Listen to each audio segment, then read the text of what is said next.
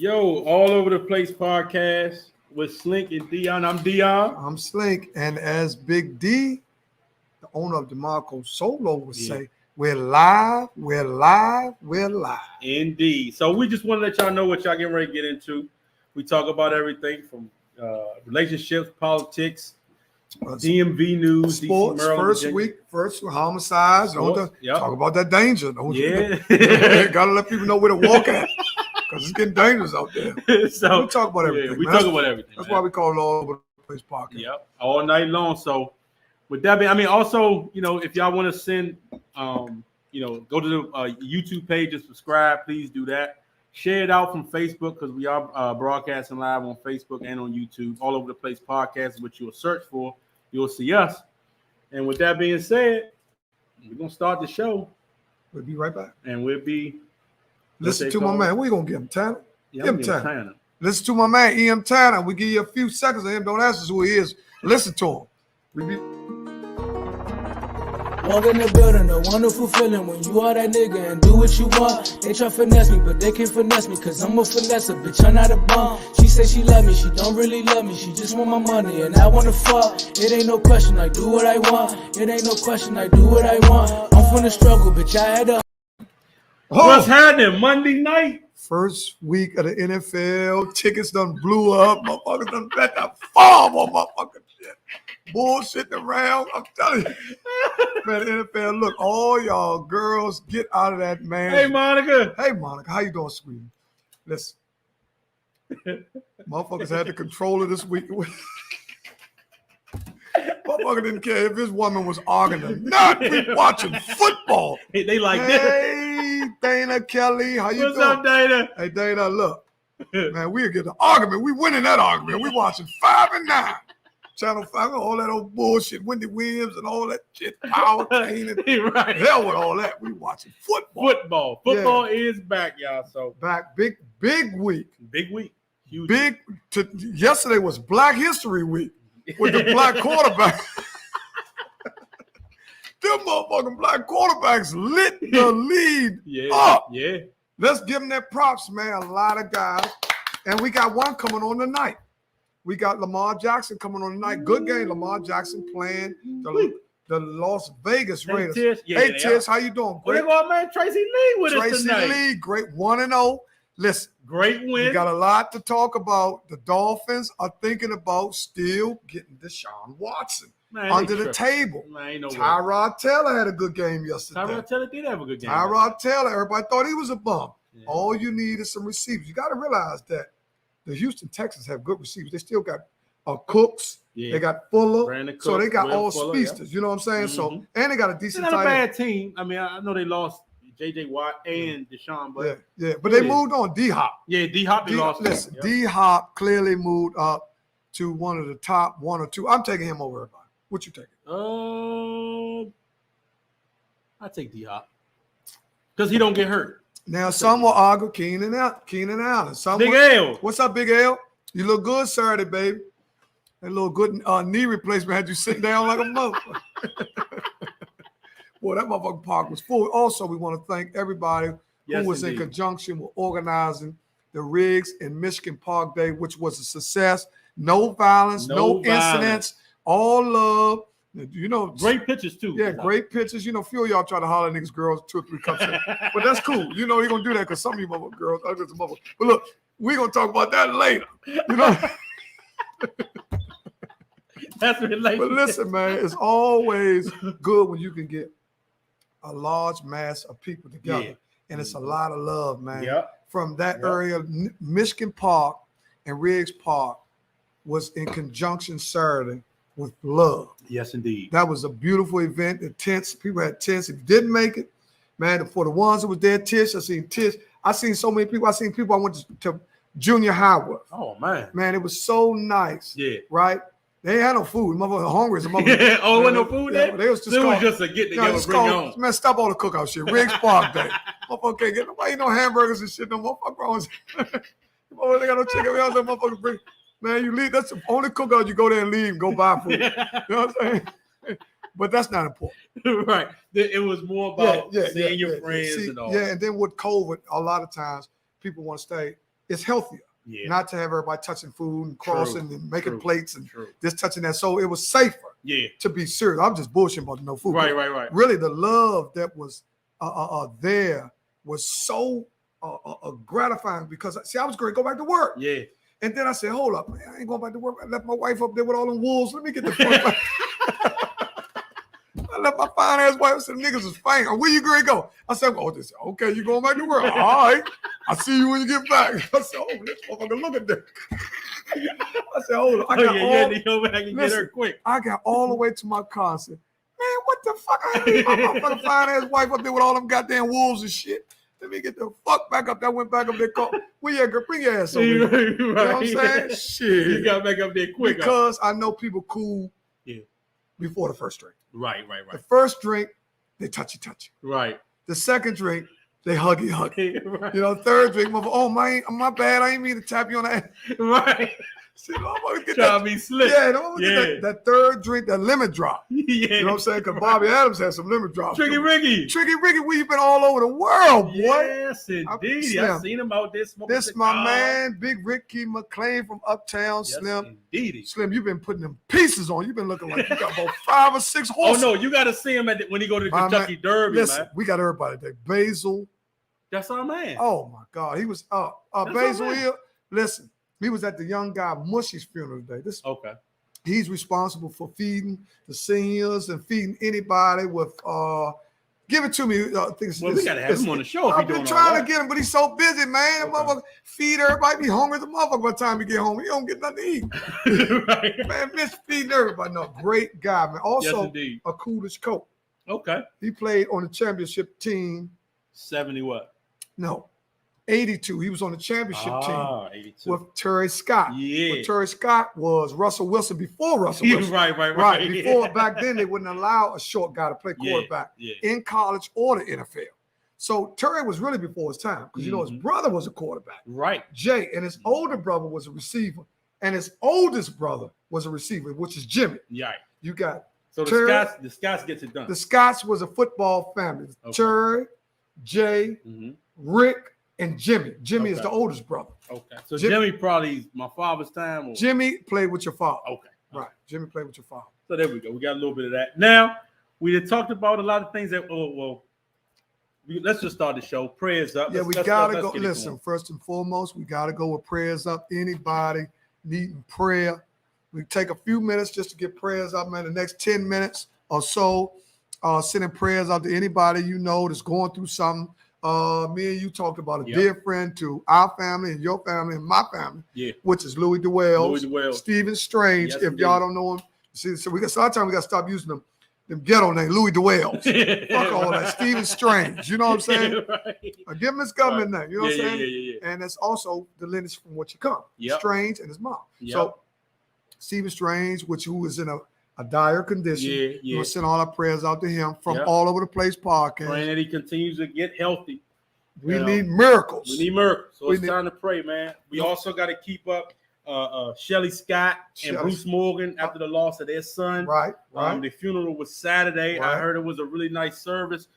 Jerry did it with my father. My father did the eulogy. I think Jerry was the presiding guy, so he kind of ran it. But yeah, from what I hear, it was a beautiful service, beautiful ceremony. So, you know, we got to continue to pray for them. Yeah, we got to pray for them. Also pray for the Harradays. Who live 4 or 5 doors down from the Scotts. Yeah. And the Morgans. Bruce Morgan, also the dad. Yep. Of Shelly Scott's son. Yep. So the Morgan family lost a magnitude as well. Yeah. Also, we're going to send another prayer out to my man Big E, who wanted Eric Johnson, who stated today, which I thought was so profound. Yeah. That's why, see, people don't think, people talk, man, I don't do social media and all that. It's not social media. It's the way you use it. Right. Everything is about what you do with it. Yeah. You can use social media to do things where you can get across a message to people in the masses opposed to trying to call people on the phone. Yeah. Now, don't get me wrong. Calling or going to see is always better. Always. But social media is one way you can hit everybody at one time. Yeah. Where he talked about how he wanted to come to Riggs Park Cookout, but because he had underlying conditions, he wasn't going to put himself in that predicament. Okay. Rest in peace, Jeff Thornton. Also, someone said something about This guy Hitmaker. What anybody know anything about the guy they call him Hitmaker Beats or something? Yeah, that's Jeff. That's him right there, Jeff Hitmaker. Yeah, that's him. Okay. Yeah, I think is that him? E. We got a man. What's up, Herm? What's up, Herm? How you doing? Mike might want to know what's up with the pick. We're gonna get to that tonight, Mike. Mike, don't worry about it. We don't know right now. We don't know what you got, man. In case you ever played the ticket. We don't worry about what you got. I ain't got an 8 right. No, you used to call us with that shit. Somebody might got 15, Mike. Right. Mike, that little 8 you got, to slow down. Like, you think he got? Man, I want to see everything got. Once we tally up after the night, tomorrow I will do a live for probably about 5 or 10 minutes. Okay. And let people know who won. There we go. And they will get paid on Thursday. There it is. Paydays are Thursday. Y'all heard it here first. We tally up tonight because you still have the Monday night game. Yeah, we got the Monday night game. And the score. Yep.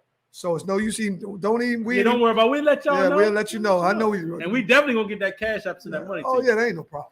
So Dana said that prayers up to all of the healthcare workers worldwide. We are overwhelmed. We do know that you work in the healthcare field. So prayers up to y'all, too. Prayers up for y'all sticking y'all neck out on the line. Yes, indeed. For they ain't sticking their leg on that goddamn check. That's what they sticking their leg out. Motherfucking checks. Motherfucker play good. Healthcare system play good. Motherfucker talking about that. Motherfuckers gonna shit gonna happen. They know they gotta work. Motherfucker houses gotta get paid for fuck all that other shit. Man, I don't care who on the day. It's no filter today. All that kissing, no cussing shit. Off the hip. There's so much shit going on. I got so much shit on my mind. Here we go. I'm good for 1 week. The next show, nothing but foul language. No, on the real. Yeah. Also, we talked earlier about how we ain't gonna get to sports yet. Yeah, we're gonna hold off on sports. We're gonna hold off on sports. We'll pull Basil up because Basil is a very powerful dude in war. He said he loves the platform, would like to do a live podcast on gun violence in a few weeks. Perfect. Set it up. You just let us know when let us know, man. Let us know. It's no problem.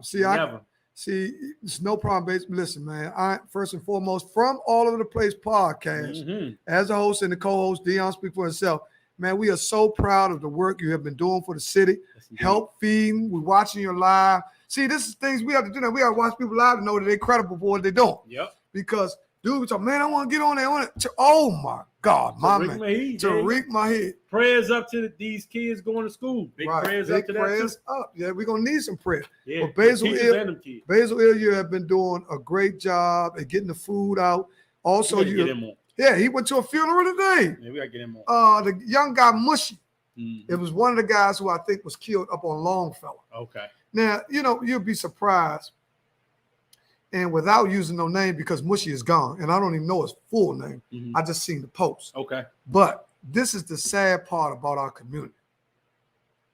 What's transpiring in our community with gun violence is not only from our young kids making bad decisions with guns in his hand, it's also stimulated through our U.S. government saturating our neighborhoods with high caliber firearms. Yeah. So it's not everybody, the youngest tripping it on. Youngest got to get the guns from somewhere. Yeah. Right. So you got to understand the magnitude. What they're allowing them to do is 2 for 1.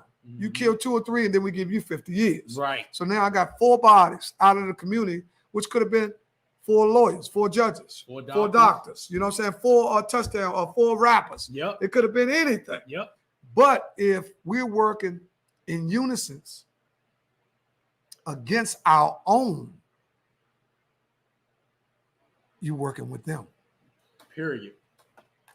Straight like that. And I got a topic for us tonight that we're gonna hit on too. That way I don't understand, but we'll wait on that. I bring that up after sports. But like sports is hot. Sports is on fire. But I gotta. Sports is hot.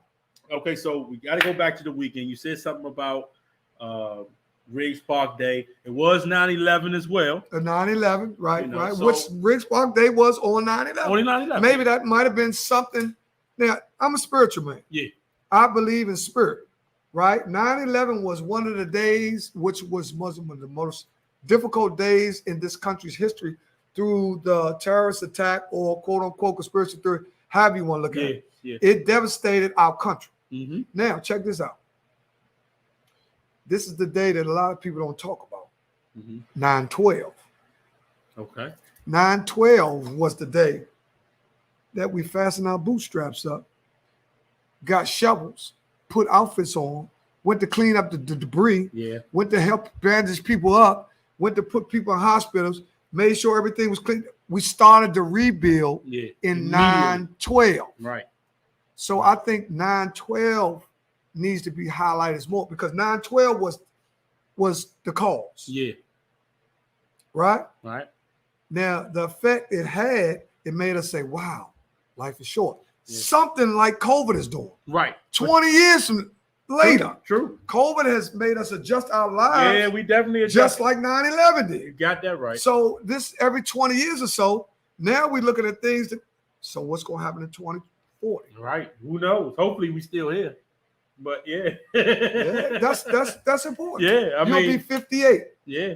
I'll be 77. I know I'm going to be here. So let me ask you this. No, now you just said that 9/11 was such a big thing. Right. What you said was a big situation.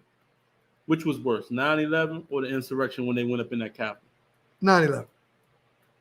Okay. 9/11. You know why 9/11 was worse? Because you had civilian lives lost. True. You had more casualties of civilian lives. True. Right. You had more impact Hey, of people lost their jobs. You had more impact of people lost money, their business. Yeah. You had more impact on people being displaced for years. Yeah. You know what I'm saying? See, that sucker ass shit they did on January the 2nd, 6th, that was some sucker shit. Yeah. The only reason they was allowed to get away with that is because they don't look like me or you. See, if they would have implied their force and sprayed them motherfuckers, man, they would have stood down. And this is real talk. See, because this is what they would have did, right. Because they did. If you go back in the history, you look at 1964 and the rise, they took the water hose and sprayed blacks and stick the dogs on them and every motherfucking thing. And they did less. They were just trying to get out the way. Right. They were peacefully protesting. Exactly. And they sprayed them with water hoses and all that. See, if they would have used the same malicious and vicious intent on them January 6th motherfuckers as they did as 1964 in the riots, man, they would have, man, listen. I ain't gonna say I would have liked to see violence, but I would have liked to see more done on January 6th. Listen. That's just me. The only way that they can actually let us really believe that the law works for both and everybody equally if they would have shot them motherfuckers and water hose them motherfuckers. Let the dogs go on them. They would have acted the same. If they would have used the same capacity of force as they did on our people when people was running from them and they was sicking the dogs on them and all that, if they would have did that, listen, there. Clearly enough ammunition. Oh yeah, clearly to start firing on them motherfuckers. Instantly. Once they listen, because one person got killed. Yep. She went down the wrong hallway. So actually, once they breached the Capitol, they would have sprayed them motherfuckers. Yeah. With guns. Yeah. They were supposed to protect. Because if that would have been like the Taliban or something like that, they were supposed to protect democracy. That's what they signed up for. That's what their oath was for. They were supposed to spray them motherfuckers. Indeed. And I guarantee they would have stood, they would have backed up. Yeah. They got up. They would have blew. And we're not promoting violence. No, we're not. We're just saying we know actually what happened in other incidents in peaceful protests. Mm-hmm. This was a radical. This was a radical joke. This was a radical. They came to do what they did. They came to seek and destroy.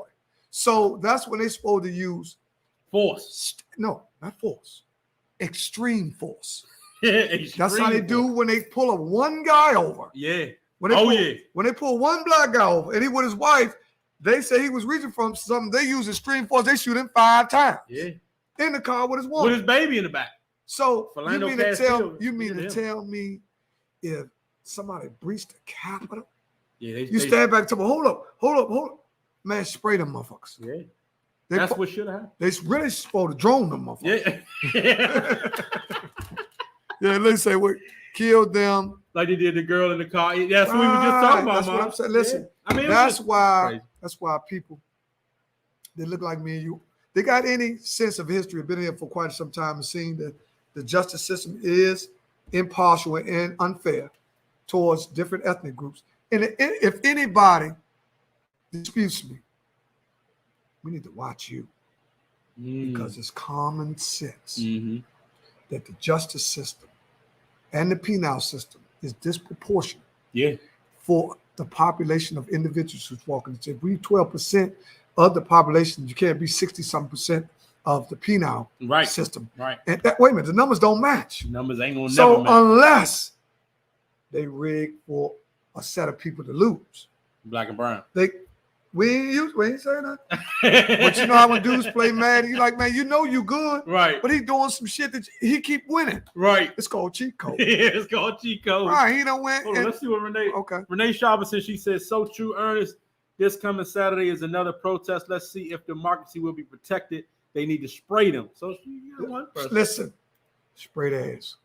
The Fonda is back. What's mellow happening? and blessed. Oh, hello. What's happening?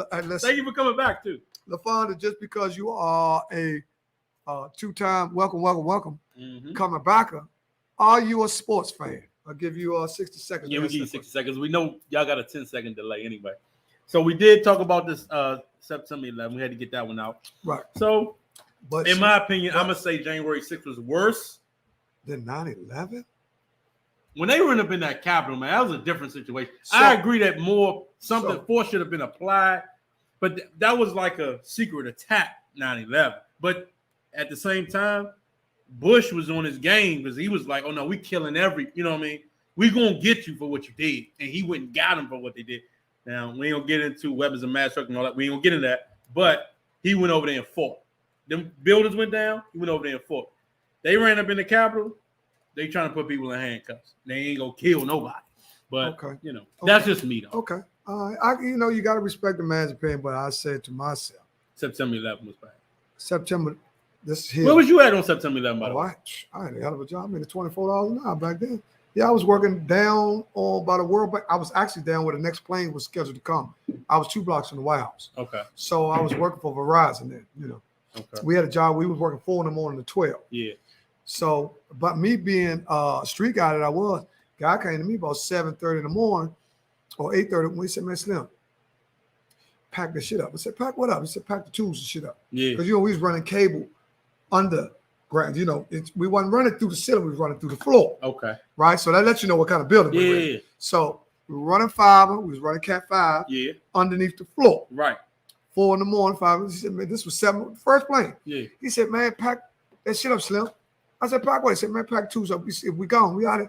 I said, man, what's wrong? That was before they hit the one in Virginia. That was before they hit the Pentagon. That was the first one. The first one was he said, Slim, a plane just ran into the World Trade. The World Trade. I said, what the fuck is the World Trade, sir? See, I didn't even know what it was, right? So then I see this one. I knew it was serious. When I seen a white man that was coming in like 4 o'clock, 5 o'clock in the morning to come to work, was packing his shit up. I said, white motherfucker gone. I'm out of here. You know what I'm saying? I got to get the fuck up out of here. You know what I'm saying? So we packed our shit. I know white motherfucker, he don't need my black ass in there playing on the way and all that shit. Fuck, man, I'm out of here. Right. Because then when the second one, that's when I knew it was real. Because they said one was scheduled to come to the White House, then one went to the Pentagon. Yeah, they got the one in Pennsylvania. That was one that's supposed to hit what they say was supposed to hit the White House. Actually, listen, the company that I was working for, which is Crawford Technical Service, which was a minority contractor at the top, a primary minority contractor through Verizon. Yeah. Which the other people for my company were working at the Pentagon. The annex. Yeah. Right across the street. Yeah, Navy Annex. Okay, me and another guy, we was working the DC region because I was doing school system. Okay. I was doing DC public school system. And I was a project manager. Uh-huh. So now, Slim, he said, pack it up. I packed it up. Now, this is one of the most profound things I remember on 2001. I wonder if anybody else remember. I remember coming out of the building, and because I seen panic and frantic on everybody's face, it was like something on the movies, right? The first thing we all gonna do is grab our phone. Right. So when I grabbed my phone, I couldn't get no type of service. And I didn't understand. I'm like, wait a minute. Now that's what made me panic. I'm like, what the fuck is going on? Now you can't call nobody. Can't call nobody. Now I'm worried about my family, where my wife at, where my man at. So now I'm just at a everybody was panicking, frantic. Yeah. I remember, actually, some crazy happened. I think at NSA maybe like 2 years ago, and they shut the cell phones down. That was when I was living in Laurel. They shut them Jones down. I was like, yo, what is going on? You got a little message, and they end up coming back. I don't know what happened, but there was an alert that went out. Right. But yeah, whenever your cell phone go, because we didn't got so used to them cell phones, man. Well, they cut the cell phone. They cut telecommunications off because they didn't want the frequency of the terrorists to be running across. Right. So the quickest way to do that is kill everything. Right. That way we ain't got to worry about who's who. Right. You know what I'm saying? So that's what they did with that. You know, because satellite, all that cell phone stuff is controlled by satellite in the sky. Correct. You know, you got towers, but towers are getting reflexes of currency from the sky. Mm-hmm. The eye in the sky. They showed you that on 24. If you ever watched 24 with Jack Bauer, check that out. What was that other movie with Will Smith? That was a good one too. Yeah, Enemy of the State. Those movie. are good movies. Now, see, we're in entertainment. Since we're going to go to entertainment, how much time we got before the break? We up against one right now. Okay, go ahead. No, go ahead. We get a break. We come back with entertainment. First set is done. Prayers up. We're coming back with entertainment, then followed up by the NFL. Yeah, we got to talk NFL. We're going to talk that, but let's give them some entertainment. All right, here y'all go. We give y'all 10 seconds, and we'll be right back. Yo, that gang run face roll. Woo! 501. We ain't turned smoker loose yet. What's up, fool? Party with me, fool.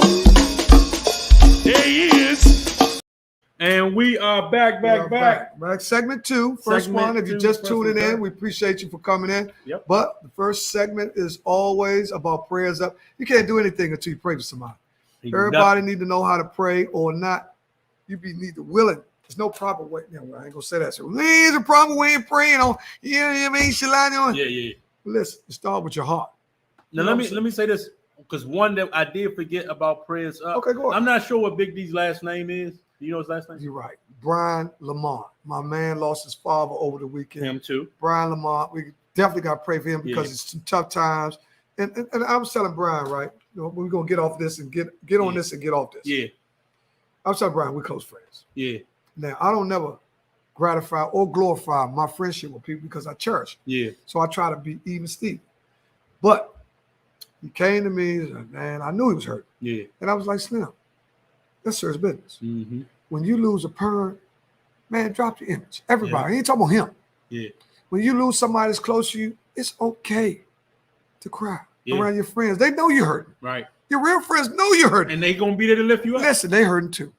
Yep. They hurting too, man. They crying inside. Hey, Donna, they crying inside. Yeah. But look, we're gonna move on. Yeah. Oh no, I was talking about Big D's last name. I don't know his last name. Big D from DeMarco Solar. We are praying for your family. I don't know his last name. Oh, DeMarco Solar. Oh, Curtis. I know Curtis. I know what his last Curtis name. Curtis Billion sent Big D's name in so we can cap it off with his last name. Yeah, so we can cap it off with his last name. But definitely want to send prayers to him and his whole family, his son that I know personally. Just keeping them in our prayers as well from the All Over the Place podcast.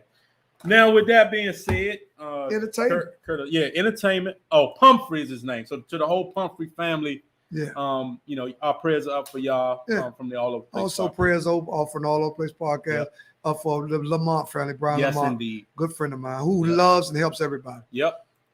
So with that being said, time to hit this entertainment news. Before we hit, hold on. You flicking, he done start tripping. He done got that new mouse. That motherfucker don't know what to do. He'll turn the mouse into a rat. So before we get into entertainment news, birthdays. We got a special birthday, our man Super Dave Butler. Dave Butler. Let me hold up. One second. Super Dave Butler. Go ahead and get back to it. Also, Kevin, on the entertainment, we talk. Frederick Baker said, "What's up, Skitty?" Hey, Fred, my man Fred from Richmond. Great guy. See, we all over the place, man. Hey, Fred, you're in Richmond. Let them know what I'm doing. They know, though. Yeah. They know. You know. I know. Yeah. Listen, man. Listen. Don't forget that share button, y'all, too. Hold up. Give me 5. Give me 10 seconds. Give me 10 seconds. See, this is how we go live. Y'all can hear. We calling Dave straight right now for his birthday. Gotta call live. Him. Man, this is a good dude. It's good name. I guess with somebody. Man, Dave probably got one of them Jones twisted up. He probably got that tree up in that for his birthday. I know he got one lit. That my man. I know he got one. Okay, Dave. All right, Dave, we called you for your birthday. You'll watch it. Yeah, you'll see. We tried to get you, Dave, but I know you got something. You got something in the fire. Motherfucker probably couldn't even see the phone. What's that? That runts? Man, that motherfucker Dave. Shit, his birthday. I know they deliver it. Motherfucker, right? That's my man. Hey, good dude though. Real. I come from a great family. His father was a great dude. Rest in peace to Mr. Butler. Yeah. Who also was a big man for the Cougars. Did not know that. Yeah, big guy for the almost like the commissioner. Okay. Watched a lot of the guys who came from the Cougars. Yeah. Come on, but entertainment. Moving right on to the biggest event of the day. What is? You tell me. Tupac's Yes. 25th anniversary. Well, we're not going to Was it his birthday or no? What was it? 25th year of his passing. Oh, because I don't know why people say anniversary and death at the same time. Yeah, that's kind of crazy. I don't really like that. I think we're just used of his transition. Yeah. I think that's 25 years ago today. I thought he always died in January. No, September the 13th is when he died in Vegas. 1996. 96. Yeah, because I think Biggie died. Was it before or after that? I think remember. Biggie died after Tupac. I think he died in 97. Okay. Not too far because if you figure September, you ain't got to put 4 more months. Right. So he had to go early, maybe summer 97, because some people say tick for tack. But anyway, let me ask you a question: are they top 1 and 2? Tupac and a lot of people got them 1 and 2, but the youngins ain't gonna. The little baby stretching right now. Moneybag Yo, he ain't got time to think. I'm gonna say this: they was good at that time. They were 1 and 2, but now we done had so many more guys that have stepped in. Jay-Z was dead. Jay-Z is still there now. I'm going to say Drake is 1, though. That's just me. Okay, Drake a bad boy. Oh, so you like Drake? I like Drake. Nothing wrong with that. I like Drake. See, you got to realize, I'm going to tell you something. People can read you. Mm-hmm. They understand who you declare your number 1. Yeah. They can get what type of person you are through who you like. So you got to be careful with that. And nothing wrong with Drake. Right. Drake is one of the top artists that ever lived. Bad boy. He got tracks after tracks after tracks after tracks. But this new one, I'm too sexy for I don't know what. No, I don't know what that. I don't know what the new Joan is. Man, he went way left field trying to keep up with Kanye. Yep. Kanye with the skulls and all that shit on. Yeah, right. Man, they don't went left field. But actually, to me, the best album of the year right now is Nasir Nas. I like Nas' album. I thought Nas had, So Nas is your number 1. Yeah, I think listen. Nas a bad boy, man. Nas a bad boy. First of all, people got to look at how long people actually been doing stuff. Yep. Right. If you've been successful in business for over 20 to 25 years, I think we got to give you your props. We ain't talking about whether you got more than this man. Right. Just like Big Daddy Kane came on the other day and spit. Did you see that? No, I didn't see. Oh my God. Big Daddy Kane came on it. Oh my. Woo, man. Yeah, but you should have told me. We could have pulled that up. Big Daddy Kane. Woo. What, he had a freestyle? Man, he went off. Now, a lot of people don't know that this dude been doing it 30 years. Right.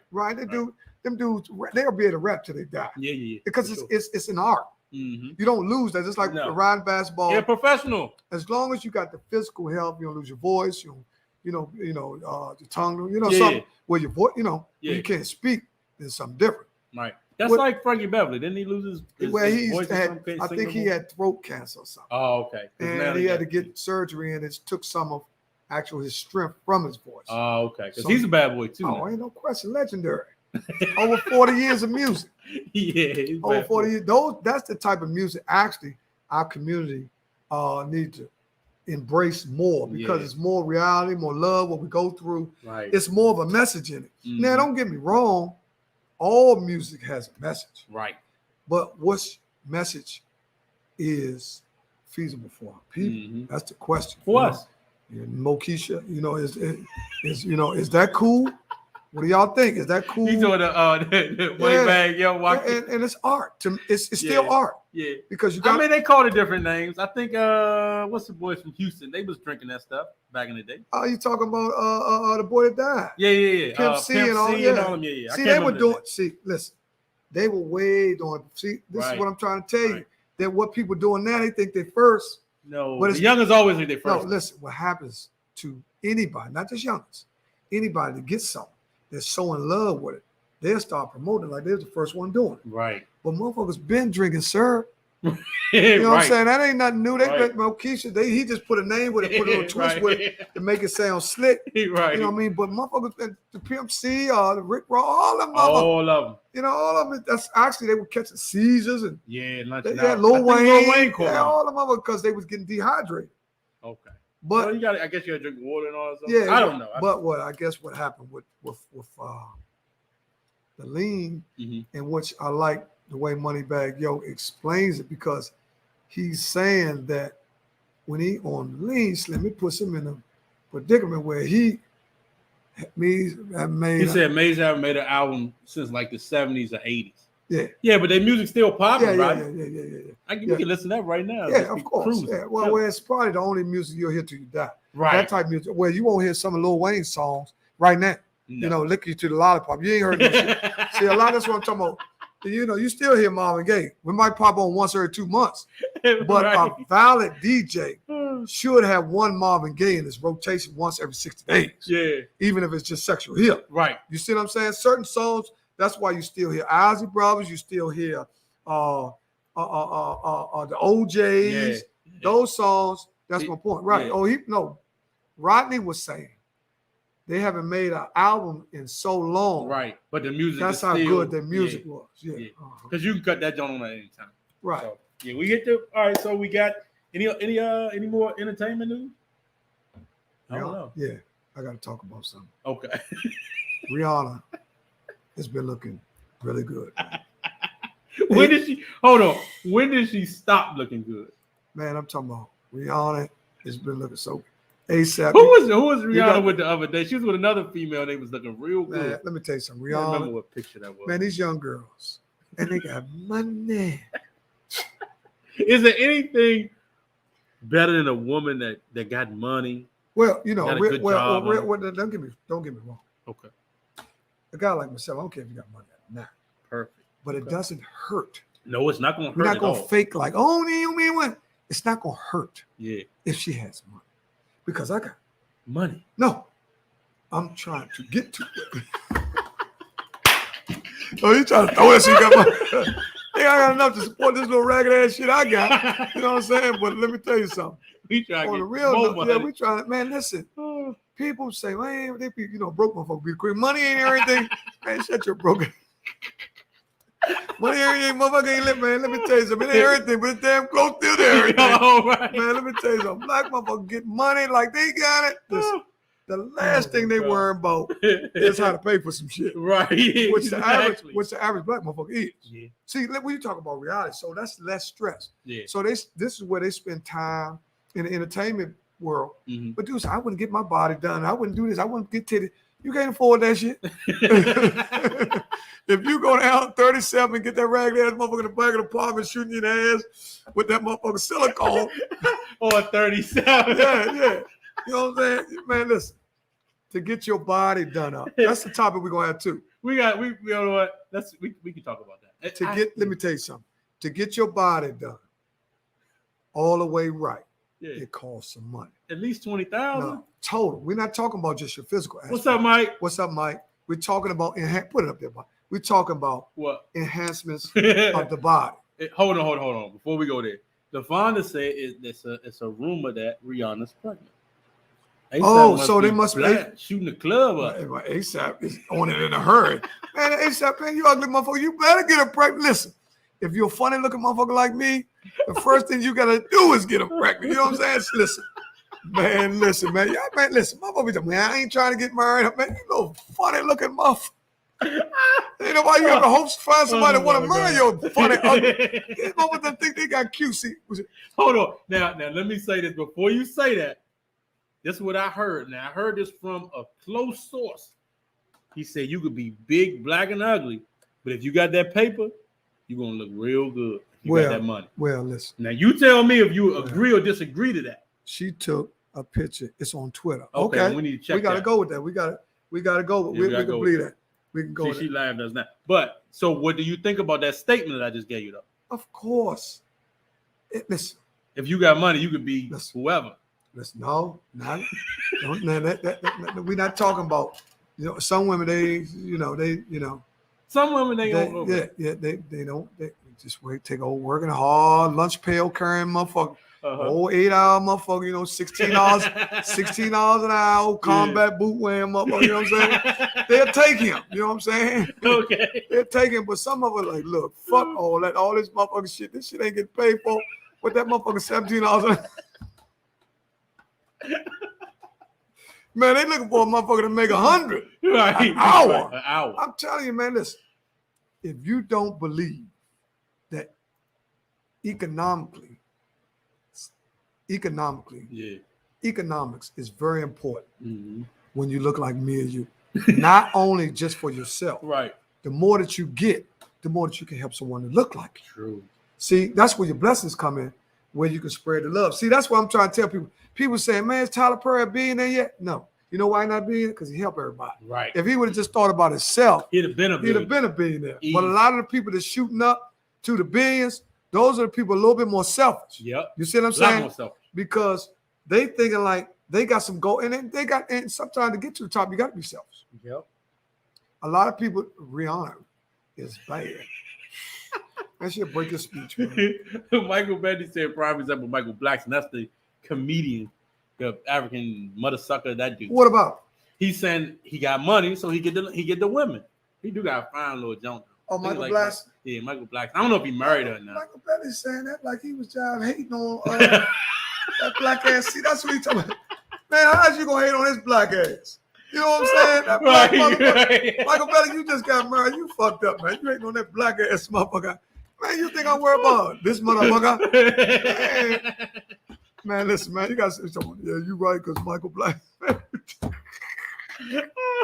Man, listen, one thing about it, man. Oh, my God. LeVon said he's married. Okay, cool. Yeah, anybody understands that economically, if you're a little bit more substantially in better predicament, if you make 100,000, you're in a pretty good predicament. As long as you got stuff together in order, you ain't got a whole bunch of debt.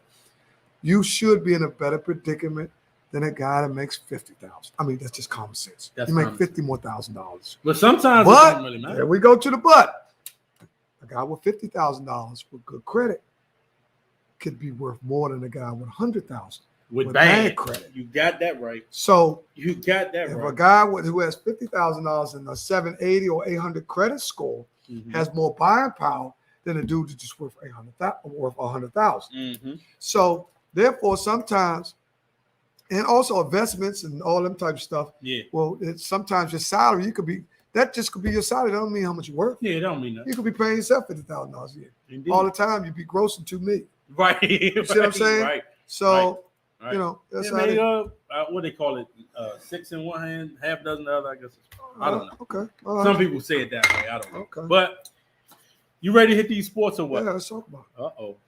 Sports time. Talk about it. Here we go. The first thing that I saw this morning was Aaron Rodgers' saga.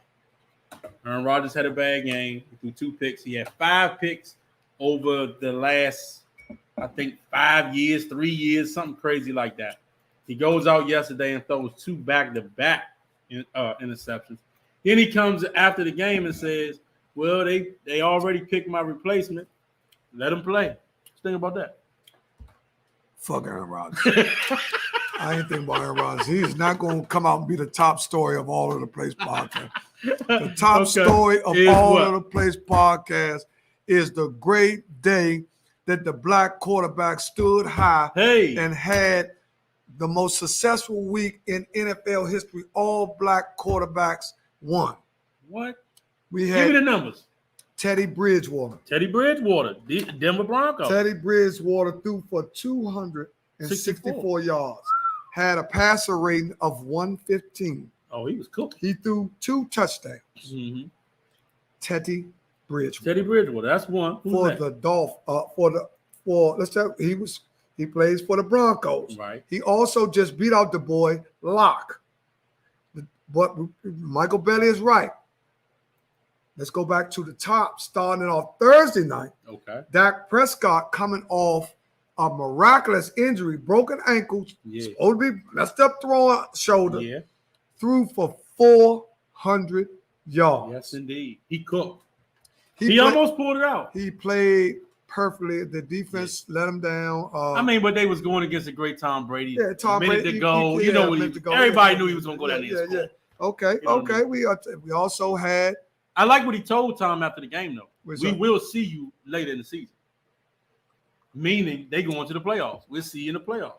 Basically what he told him. I like that. I like that from Dak. I really do. Yeah, Dak is back. Dak is back. Dak started the week off. I think Cowboy fans are at ease with his great comeback and how well he played. Yeah. If I was a Cowboy fan, I would be so pleased that, damn, he came back. He looked good. Right. But we off Dak. Yeah. Because Dak was Thursday night. We're going to move on to the guys that played yesterday. We're going to talk about another guy who's His third year, he gets better every year. Who's that? The Arizona Cardinals. Okay. Kyler Murray. Kyler Murray. Threw for 4 and ran for 1. Yes, indeed. Threw for. He threw for 4? Yes, he did. Kyler Murray threw for. Let's see. He threw for 289 yards. Okay. He had 121 passing rate. Okay. Right? He threw 4 touchdowns and 4 ran TDs and ran 5 1. touchdowns on him. Threw 4 TDs and ran 1. So that's 5. Who they play? They played the Tennessee Titans, which a lot of people ran it up. A lot of people picked Tennessee. Oh, a lot of people picked Tennessee. Yeah, I looked at the board. A lot of people picked Tennessee. Yeah. On out. Yeah. A lot of people picked for the money. A lot of people picked Green Bay. For the money. A lot of people picked Buffalo. For the money. Which Buffalo has the highest paid quarterback in the league, $250 million deal just had this year. They look like some shit. They can't run the ball. They can't pass rush, and the offensive line is suspect. See, that's what happens. But we're going to get back to the Steelers. We get back to that. We're going to talk about the top quarterbacks. Okay, we had Dak Prescott. Mm-hmm. Kyler Murray. The Denver one. Teddy Bridgewater. Teddy B. Mm-hmm. The surprise of the day. Tyrone Jackson, what's happening? Hey, what's up, Ty? Jameis Winston. Threw for 5 touchdowns yesterday. Ooh, 5 touchdowns he threw for yesterday. No interceptions.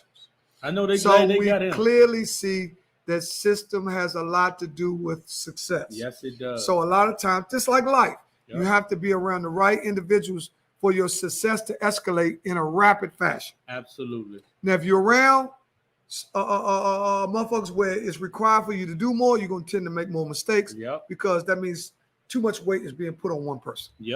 Jameis Winston has help all around. Good receivers. They got a back. He got a great offensive coordinator. Yeah. He got a Super Bowl winning coach. Boom. Yeah, I'm with you. Now, what about my man Tyrod Taylor? Tyrod Taylor threw for 291, 2 TDs, replacing Deshaun Watson at Houston. Yeah. It's another tricky game yesterday. Houston came off big. Yeah. Jameis looked like his Florida State. You're right. Man, he must have been really burned out. I didn't see it, but man, and you notice one thing I noticed on all the daytime shows, they usually be grilling black quarterbacks. They be so hard on them, they can't do this. They should have had a segment today where they highlighted how good they play, all of them. Yeah. Because they sure tear them down one by one. Oh, my God. Because there's no way inside the National Football League. Cam is the new Colin Kaepernick. Yeah. He is being blackballed for whatever reason. We're not going for it. And Cam has not broken the law. Right? He hasn't gotten arrested. Nope. Right? Stand-up guy. He broke a rule. Right. Where other guys who broke the law have been allowed to come back and play for somebody. Yep. With Cam Newton. Jalen Hurts, that's another. That's my guy. That's what I was about to ask you. Jalen Hurts. Had a magnificent game yesterday. I told you last year, Jalen Hurts is going to burn it up. I think they're going to win the NFC. No, I'm going to tell you something. I'm going to make a bold statement right now.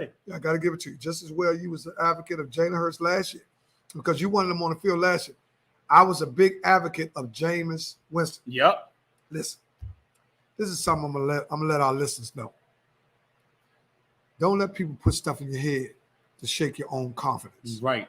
If you've been doing something since you were 7 or 8 years old all your life, you know how to do it. Do not let the quote unquote, the hidden society get in your head through social media outlets and all these announcers and even the Uncle Toms that be on there in the daytime talking about this dude can't read. Yeah, I'm talking to y'all. If any of y'all watch, man, that's terrible. Y'all should be up there promote the black quarterback. Right. You know how hard it was for a black quarterback to get in the league? Now, the next step is black ownership. That's what we're going to get. That's what we want. That's what we want. We're tired of being second-class citizens. Somebody that talked about Jay-Z might be the first one, the first black minority owner looking at the Denver Broncos. Really? Yes, sir. They thinking about selling? It's a story franchise. You know, what's name is out in Denver too? What's the boy with the white hair with the little son and all that? What's his name? You talking about Dwayne Wade? I think he owns Dwayne Wade. Oh no, he's out of Utah. Oh, he owns Utah. Okay, that's okay. Your news all fucked up. Oh, don't worry about it, man. I'm all over the place, man. Man, listen, man, my man was on a driving speedway, man, rode to North Carolina all the way back to church, hooked the organs up, called and tried to trade 2 microphones. Then email this motherfucker here about to go crazy. Man, I gotta tell him at work today was a wild day at work today too. Yeah, he had to move around. But Tricky Rick, how you doing, Slim? It was good seeing you. Yes, Leon, we missed you, Saturday. We missed a few people, with sir. my all over the place t-shirt. I don't know, but I got one on now. Not a problem, Rick. Never a problem. Listen, we got a new batch coming in because of Big D. That was where we got these first set of t-shirts from. These are historic because our first set of all over the place t-shirts come from Marco Solo, right? And who did excellent work and was professional, got them back the next day. You want a cup? Cups are on the way as well. All over the place podcast.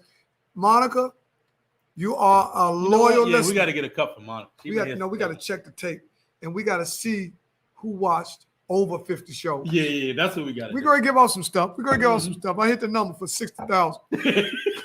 I'm going to give away a rack shit. That's 60,000 pennies in case you know.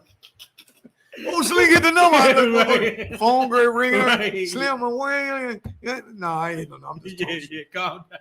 Calm down, like Deon said. Calm down. Everybody calm down. Wow. Who was that? Who was that? Tricky Rick, who was that? Yeah, I don't know who that is. Wow. He got to retype it. That's okay, yeah. But that'll be a gone, but I've forgotten whoever that is.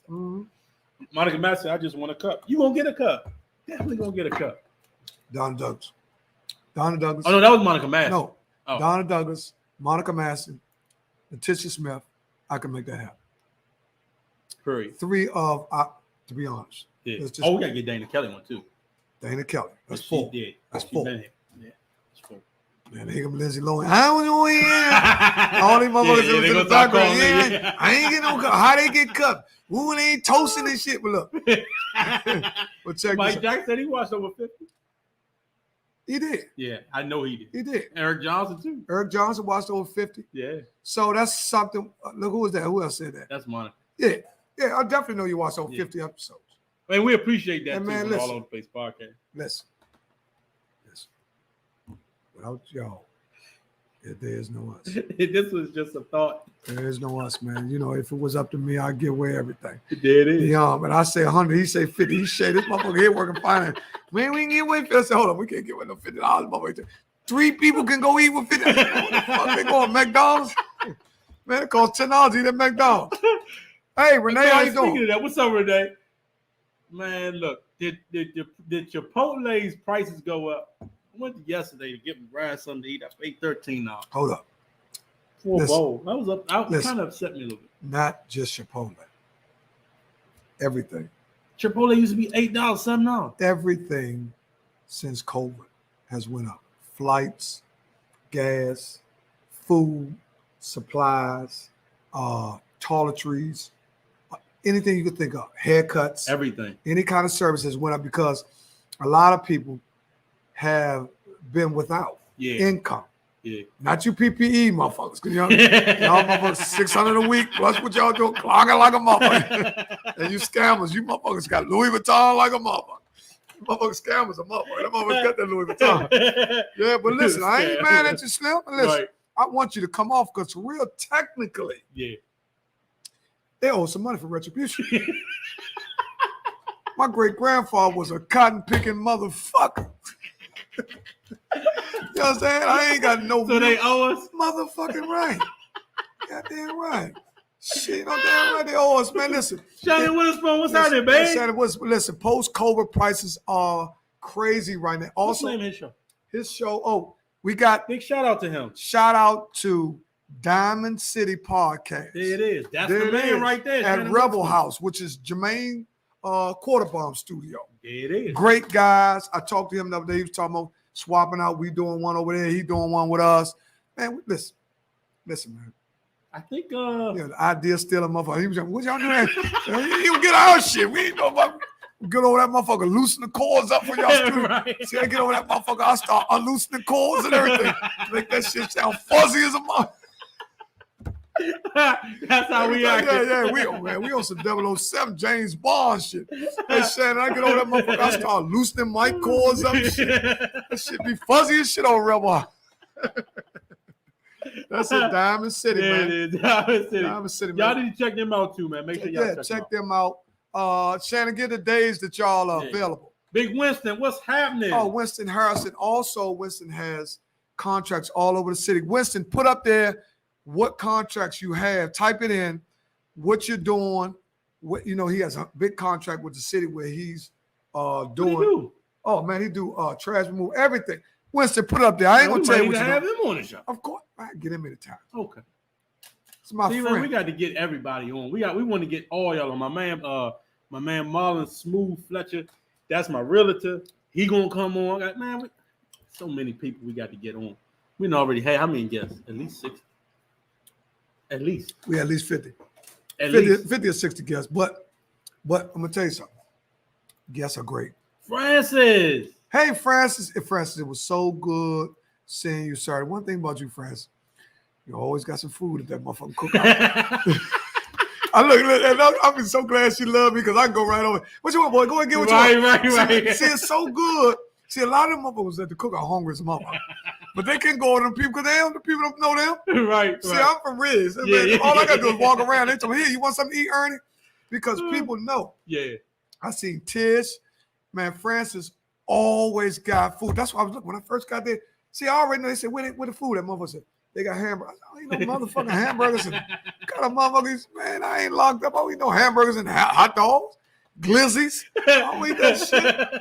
Man, I don't eat no hamburgers and hot dogs. I eat fish. G-Bird, our man. Hey, my main man. Gas station Greg. Man, gas station Greg. You know what? I should put. Hey, Greg, check your messenger in a minute, man. We might have to get him on talking 49s. Pull him on. Send him something to him. I'm gonna send you to the Greg, you got some time? Yeah or nay? All you gotta do is say yeah and nay before you get something. Yeah, before we even send it to you. You know you got a little real. What's it? You had chicken, tater salad, seafood. Man, let me tell you something. I had it going on over there. Man, let me tell you something. Janice, Francis, all the Moose, I got over there. Slim, I was stopping. You know, I work. Yeah. I left. We talked, I believe. Yeah, I work. I said, D, you going to join? You said, no, I can't do it. I'm way out. I said, cool. Well, let me represent. Because me and Deon will be doing some guest appearances together. Yep. We're going to start doing guest appearances together. And see, I can go out with Deon because my wife knows Deon is on about. Now, some of you motherfuckers, I can't be coming at 2 in the morning talking about, I want you with Deon. Shit, you don't want to hear that shit. Man, Deon, I go with Deon, I'm good. So that's another reason why Deon might. We will start doing guest appearances at events, right? Yeah. You'll start seeing more solicitation of the brand. You'll start seeing more merch of All Over the Place podcast. Indeed. Also, who haven't subscribed need to go to our page and subscribe. Also, go to YouTube. And you also will be available. They'll be the first ones available to any merch or anything that we have coming out. You can go right there and check it out because we'll start posting pictures of the merch that we have available to purchase. Indeed. Right? And $1 of every item we sell will be given to a cancer fund. Because my mother passed from cancer. My grandmother passed. And his grandmother passed from cancer. So $1. And we got a couple survivors too now. We got a couple cancer survivors. My Aunt Sandra's a cancer survivor. Man, let me tell you something. If a motherfucker can survive from cancer, man, let me tell you something. I'm struggling. I got a sister, my oldest sister, which is Jacqueline Call, who is we're not even gonna talk about what she have or had because she's in a great state. Yeah. But let me tell you something. When you see somebody that you love wholeheartedly go through the transition of radiation and not being able to eat and losing 30 and 40 pounds and being down looking like a skeleton, right? Yeah. And you being so worried about your loved one, it makes you cry on the inside. Yep. And see, you gotta be strong. Let me tell you something. One thing about Ernest McCray, I love my family. I love my family. I love both of my sisters. I love all my nieces. I love all my great nieces, my nephews, and all of them. Now, all of them, we may not see eye to eye. Right. But when it comes to their welfare, see, you ain't got to be chummy with everybody. That's where everybody make mistakes. Because y'all cousins or brothers, see, it might not be that way. Yeah. But don't never lose the love. Ever. Don't lose the love. Never. Because the friendship can be rebuilt. Yep. You got that right. But once you lose the love, you done lost the bridge to the connection. Y'all heard it here first. I hope y'all writing this down from the All Over the Place podcast. Oh, wouldn't you like to know what's in this cup here, boy? feeling it. Big shout out to George Williams. He said he's a cancer survivor. It takes willpower. Shout out to everybody. Man, listen, George, listen. Okay, let me just say this. George Williams is a guy that grew up directly across from me, 634 Nicholson Street. I'm 623. See, that's when you from Nicholson Street, Bernard Johnson, 598. Yeah. Dean Lawrence, 606. See, I can tell you motherfuckers' address. Yeah. You know what I'm saying? So this is how close we were. Yeah. So his father was a great influence, long-time John employee, big boy John. Yeah. Ain't talking about the motherfucker we bagging groceries. Yeah, right. I'm talking about motherfucking corporate offices. Mr. Williams, words of wisdom. Also a Mason. Yeah. You see what I'm saying? Always used to drop jewelry on. Yeah. Now, my question to you is, Deon. Mm-hmm. Oh, I love you, George. Love your whole family, your sister.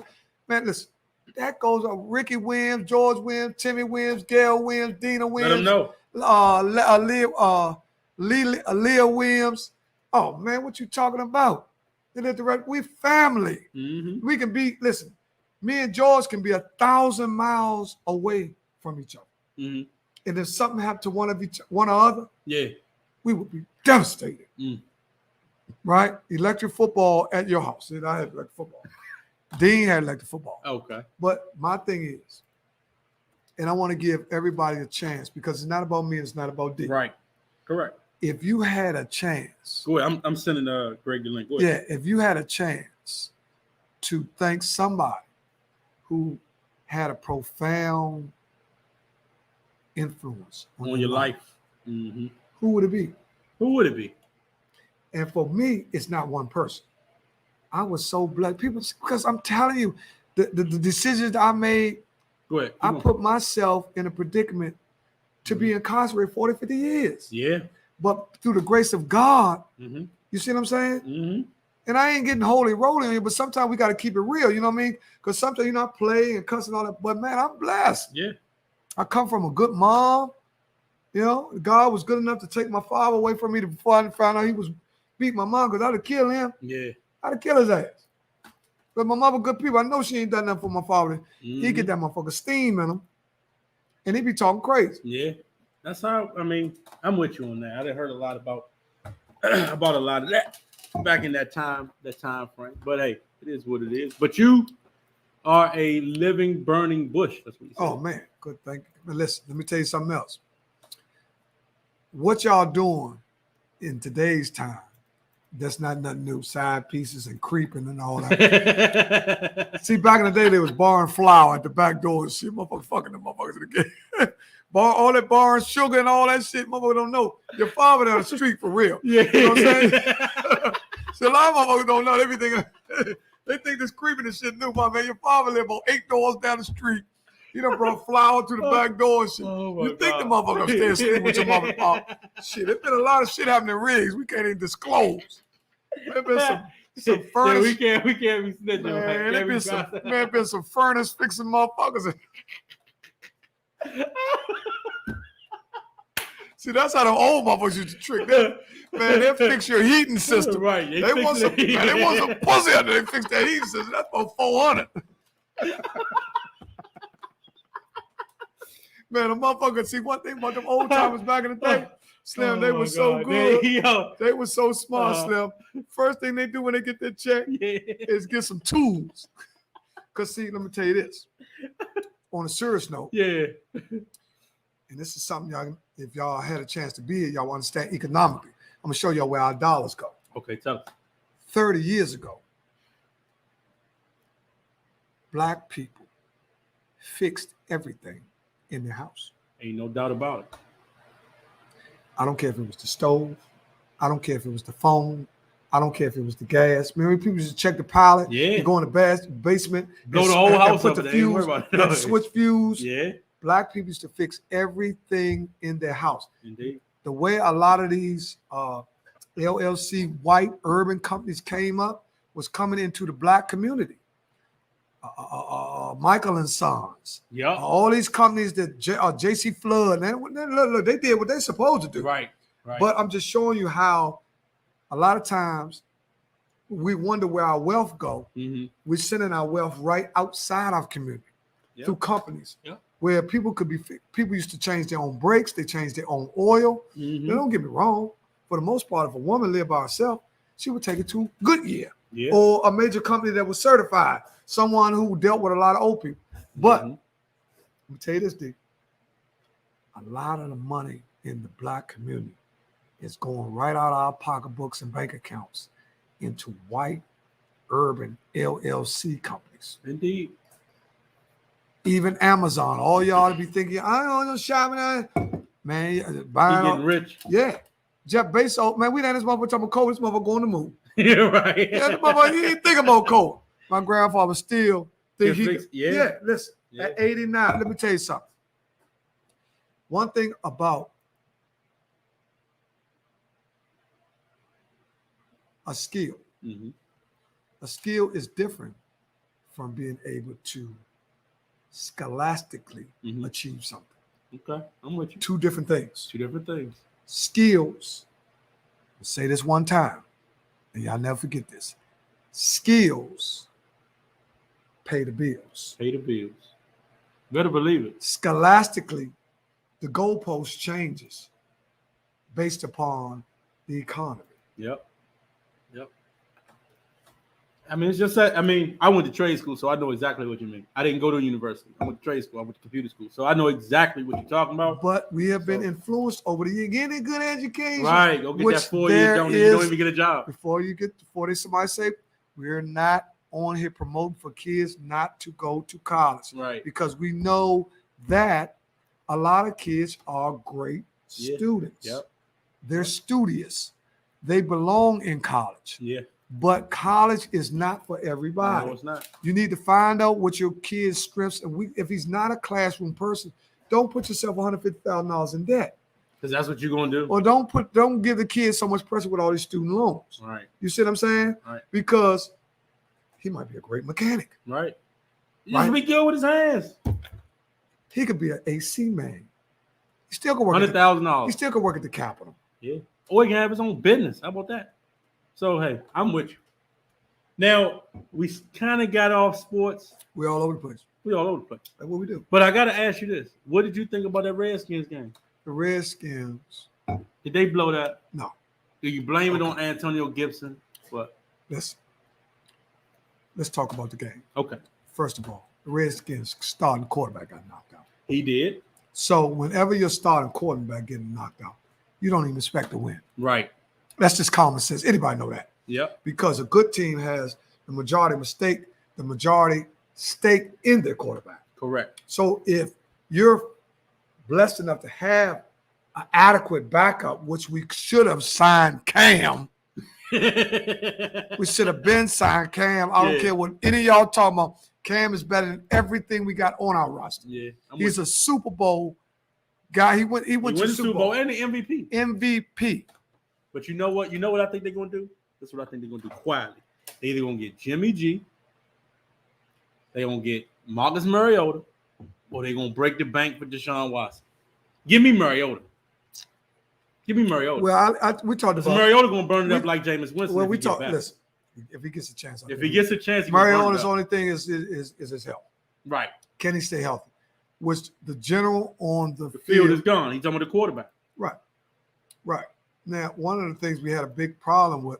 Now, I'm gonna tell you this: Chicago is the stupidest team in the NFL right now. Chicago is the stupidest team in the NFL. Yeah. That was dumb as hell to start Andy Dalton.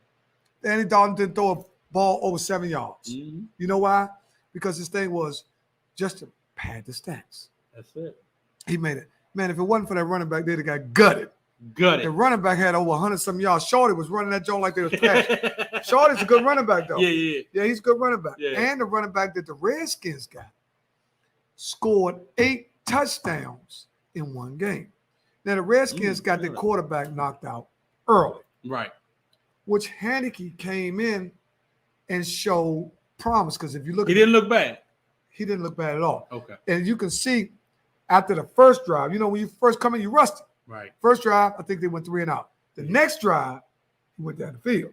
Right. You said because he would know, I'm gonna be in here. Yeah. See, you got a quarterback or something, you got to get warmed up. You know, unless you're great. Right. And if you're great, Brady and all them step out, man, we go no huddle first drive. Right. That's what great quarterbacks can do.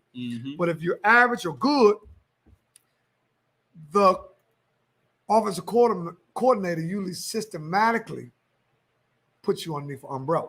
True. Great quarterbacks kick the umbrella down and audible. Like Brady said, oh man, I don't want that shit. He told like he told black ass my man Brady Curran is black ass. He get a lot of credit too. You talking about Byron Leftwich? You black motherfucker Leftwich, you well and good as a motherfucker. You ain't calling that shit. Brady audible and all that shit got you. Boy, you gonna get a job though off that shit. Brady gonna get him some money. Right. Because if they win a second Super Bowl, he's definitely getting signed. Brian Leftwich will be a top candidate along with Eric Bellamy if they just go for 2 black minority head coaches. Yeah.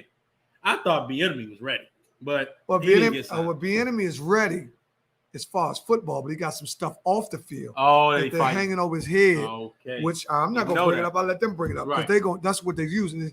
You know, they had some that's what they do. Off the field stuff that, you know, that's being held. But some of these other coaches got a whole lot of off the field stuff. Of course they do. Of course they do. It is what it is. Did you like so we did talk about Dallas. Dak did have a good game.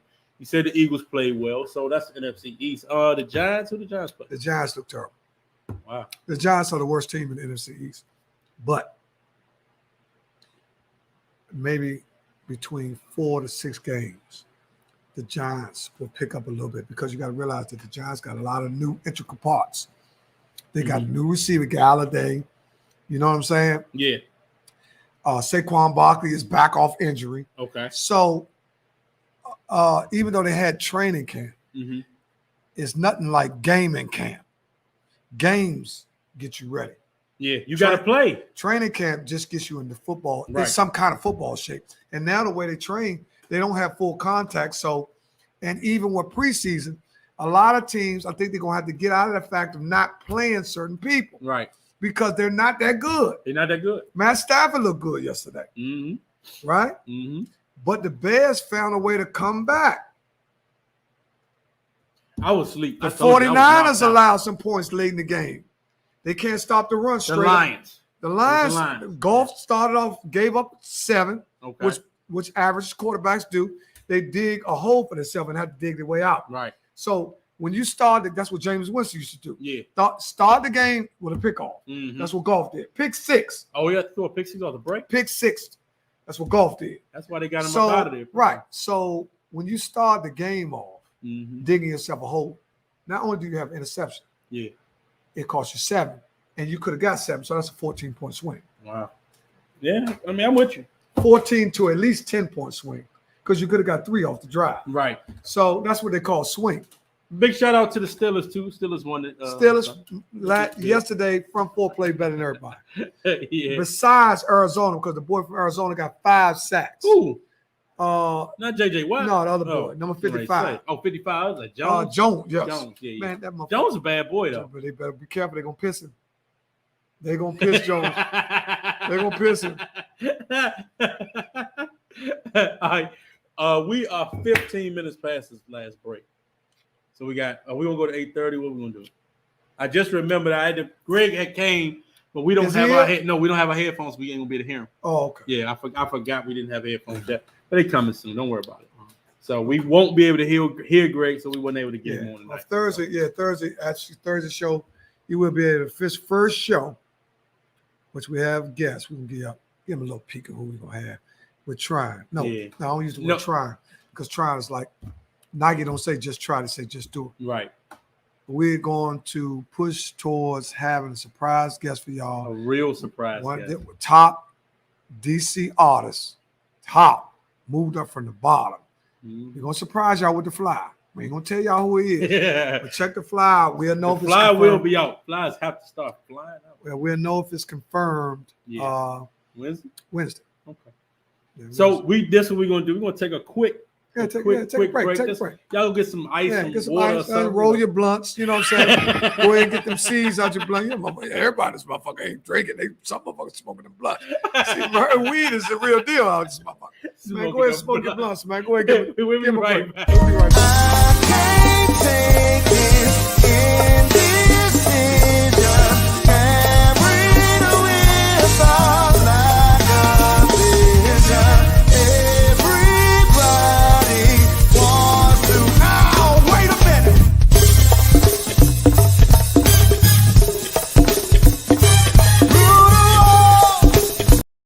And we are back. With tonight's game, we have the Baltimore Ravens versus the LA Raiders, right? Yep. They are from LA now. Yeah. Because so many teams have moved, just like you have the Rams who are in Las Vegas, right? Mm-hmm. And the Raiders are in Los Angeles. No, the Raiders are in Las Vegas. Okay, I had it wrong. Yeah.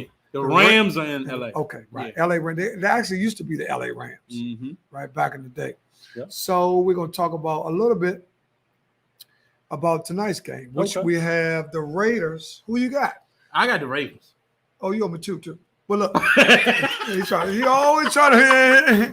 You got to say, I got the Raiders. He quick them. I got the Raiders. I'm gonna win it 2 back. Okay, I'll give you the bet back to 2. Hold on, what do we bet? I'll take. Oh, I can't remember what we bet. Hold on, you took somebody for the money. Yeah, $2 they won. The Bucks. Bay. Yeah, that's what it was. Bay. I took Dallas. You took Dallas. Don't ever take Dallas. 2-up. Well, Dallas. This is Listen, what I get. one thing Dallas did show. Who y'all got tonight? LaFonda says you got the Raiders. Who y'all got? But go ahead. I think this is a big game for Lamar Jackson. Okay.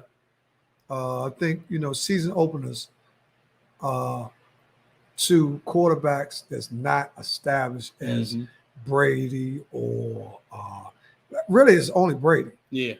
Brady is about to, and even Aaron Rodgers, because we're going to get to him. Yeah. Aaron Rodgers or Brady could actually lose the first game and run off 10 straight. Right. Easy. So for them, I kind of like Aaron Rodgers is so motherfucking cool. Yeah, they different. That he like, man, okay, we lost a motherfucker. I played like some shit. You see him, they think of and say, what happened, man? What the fuck you throwing the ball over the motherfucker head? Oh, they shredded it. They got him good. Man, you throwing the ball. He said, okay, this is one game, See motherfuckers later. I'll kill you motherfuckers. Got 16 more. He was cool as a motherfucker. Right. When you're real good, sometimes people can get arrogance and confidence mixed up. Yeah. Which Aaron Rodgers has plenty of both. Mm-hmm. He's a very vain dude. Right. And one of the things that he's doing that he would never be able to do is what? Is be as great as Tom Brady. He got a ring, right? One. Okay. Which a lot of it. Patrick Mahomes has one. So now they're using Mahomes as the measuring stick. Mahomes is the takeover guy. To me, Mahomes be doing a lot of wailing. I'm just talking. About people so enamored with him. He be out there switching and shit. Motherfucker be such a switching is throwing motherfucker I ever seen in my life. Oh, they fat as a motherfucker.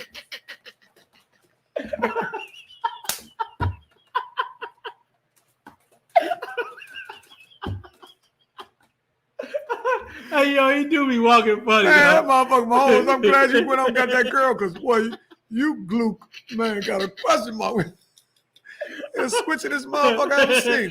But I'm gonna tell you something. He all man. He throws that motherfucker. Yeah, but I'm gonna tell you one thing about him, and I'm noticing something about the quarterbacks. Go ahead.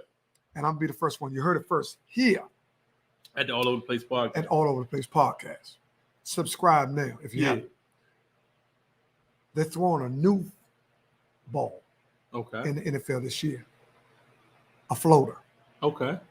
A floater is a ball which you throw to the moon, where the receiver has a higher percentage of catching the ball. He's gonna run under it. Where that's a receiver's ball. Right. More so than a defender's ball. Right. A defender's ball goes more straight, where he can attack it and grab it. A receiver's ball goes high, where his eye coordination takes over better than a cornerback. That's why cornerbacks are cornerbacks and receivers are receivers. Yeah, that is correct. So I have the Ravens too, Monica, to let everybody know my pick. I have the Ravens too. Donna Douglas, who you got? Put Donna up there. Donna said that she don't really go with any of them because they're not on her fantasy football. So, well, look, we got 10 minutes to go, I guess. We're gonna keep it going, man. Stop clogging, man. Okay, my bad. We gonna see what they do. We gonna roll what they roll. They let us know. We push it. Yeah. When we technical. So where you want to go now? So we done hit sports. Where you want to go? I want to talk about fucking. I'll just think of wild guesses and say that's relationship. Listen. A man told me that he met a girl. He met a girl. They got serious. They got serious. The girl said she had 3 sisters. Okay. He met 2.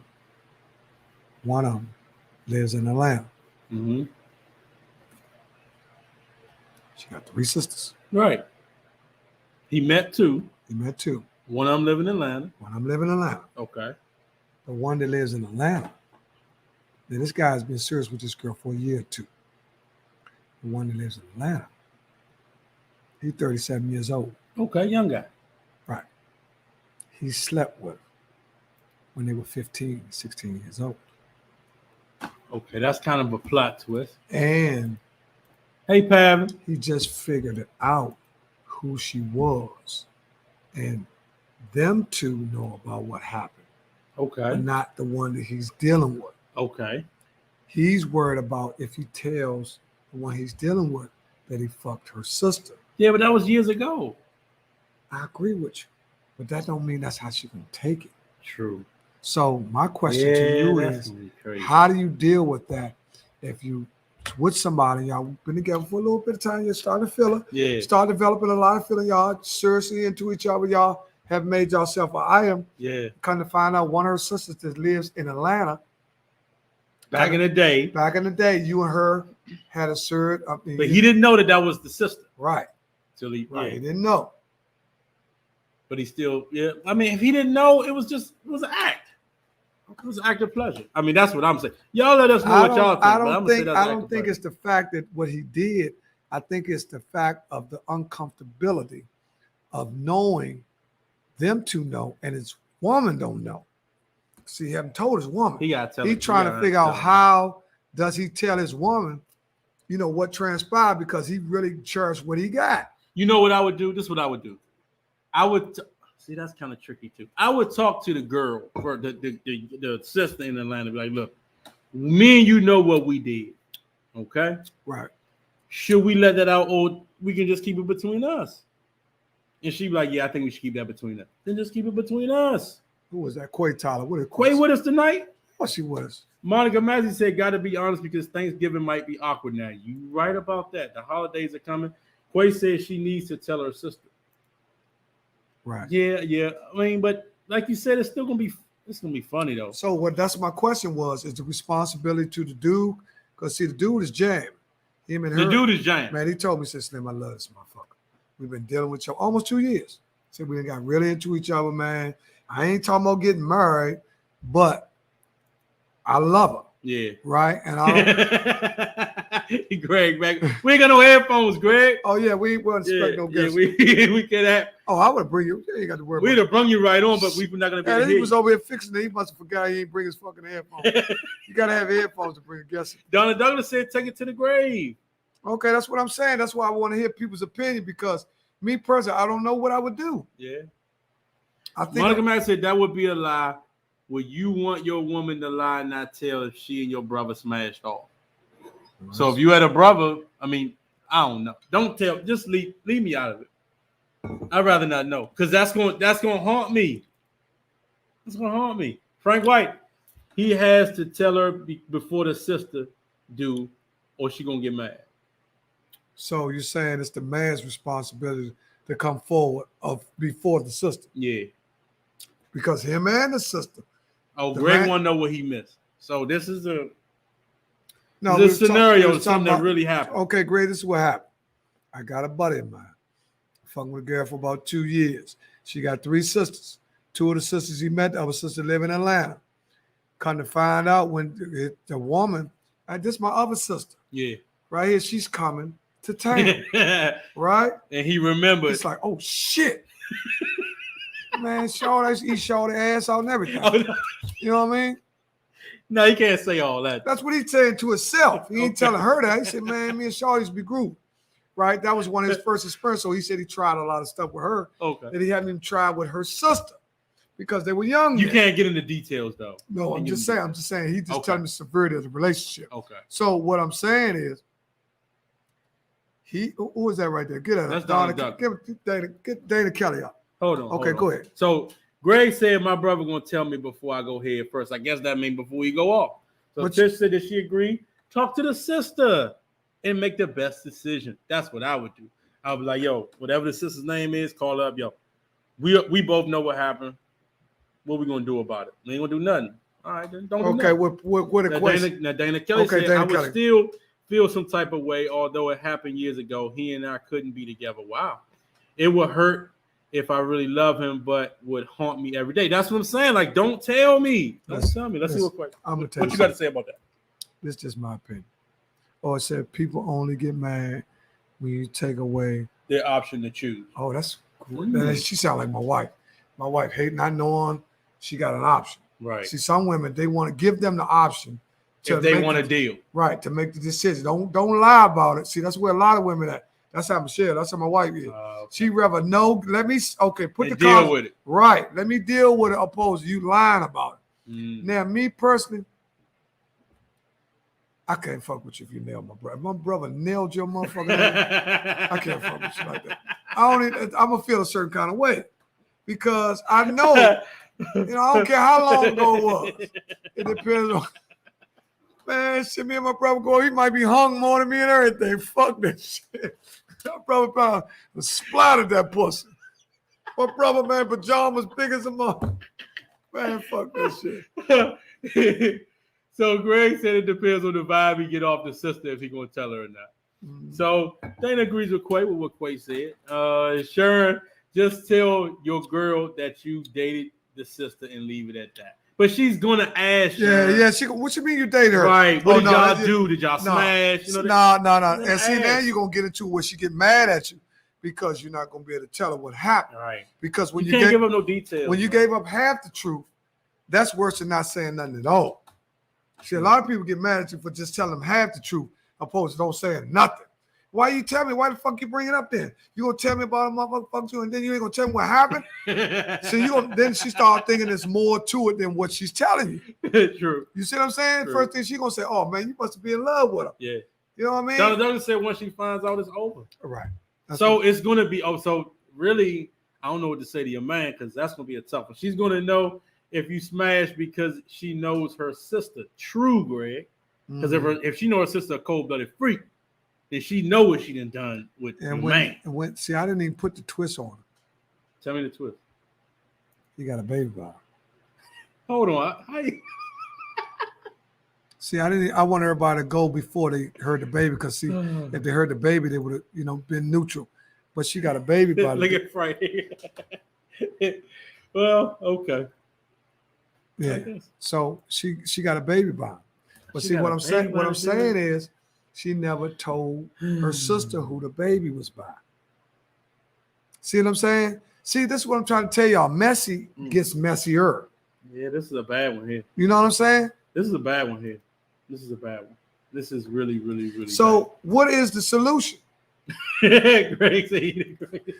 But see, he don't even know about the baby though. Right. He just found that out when he found out that was her sister. Because motherfucker, if a girl get pregnant by you and roll out and you never knew, you ain't gonna pursue it. The average dude ain't gonna pursue it because she gone. So okay, who knows about the baby? That he's the father. Nobody knows. So she don't even really know that. Now he knows because he just found out that's his girl's sister. That's what I'm trying to tell you. Lord, this happened so long ago. This is what I'm trying to tell you. He done shot the club up.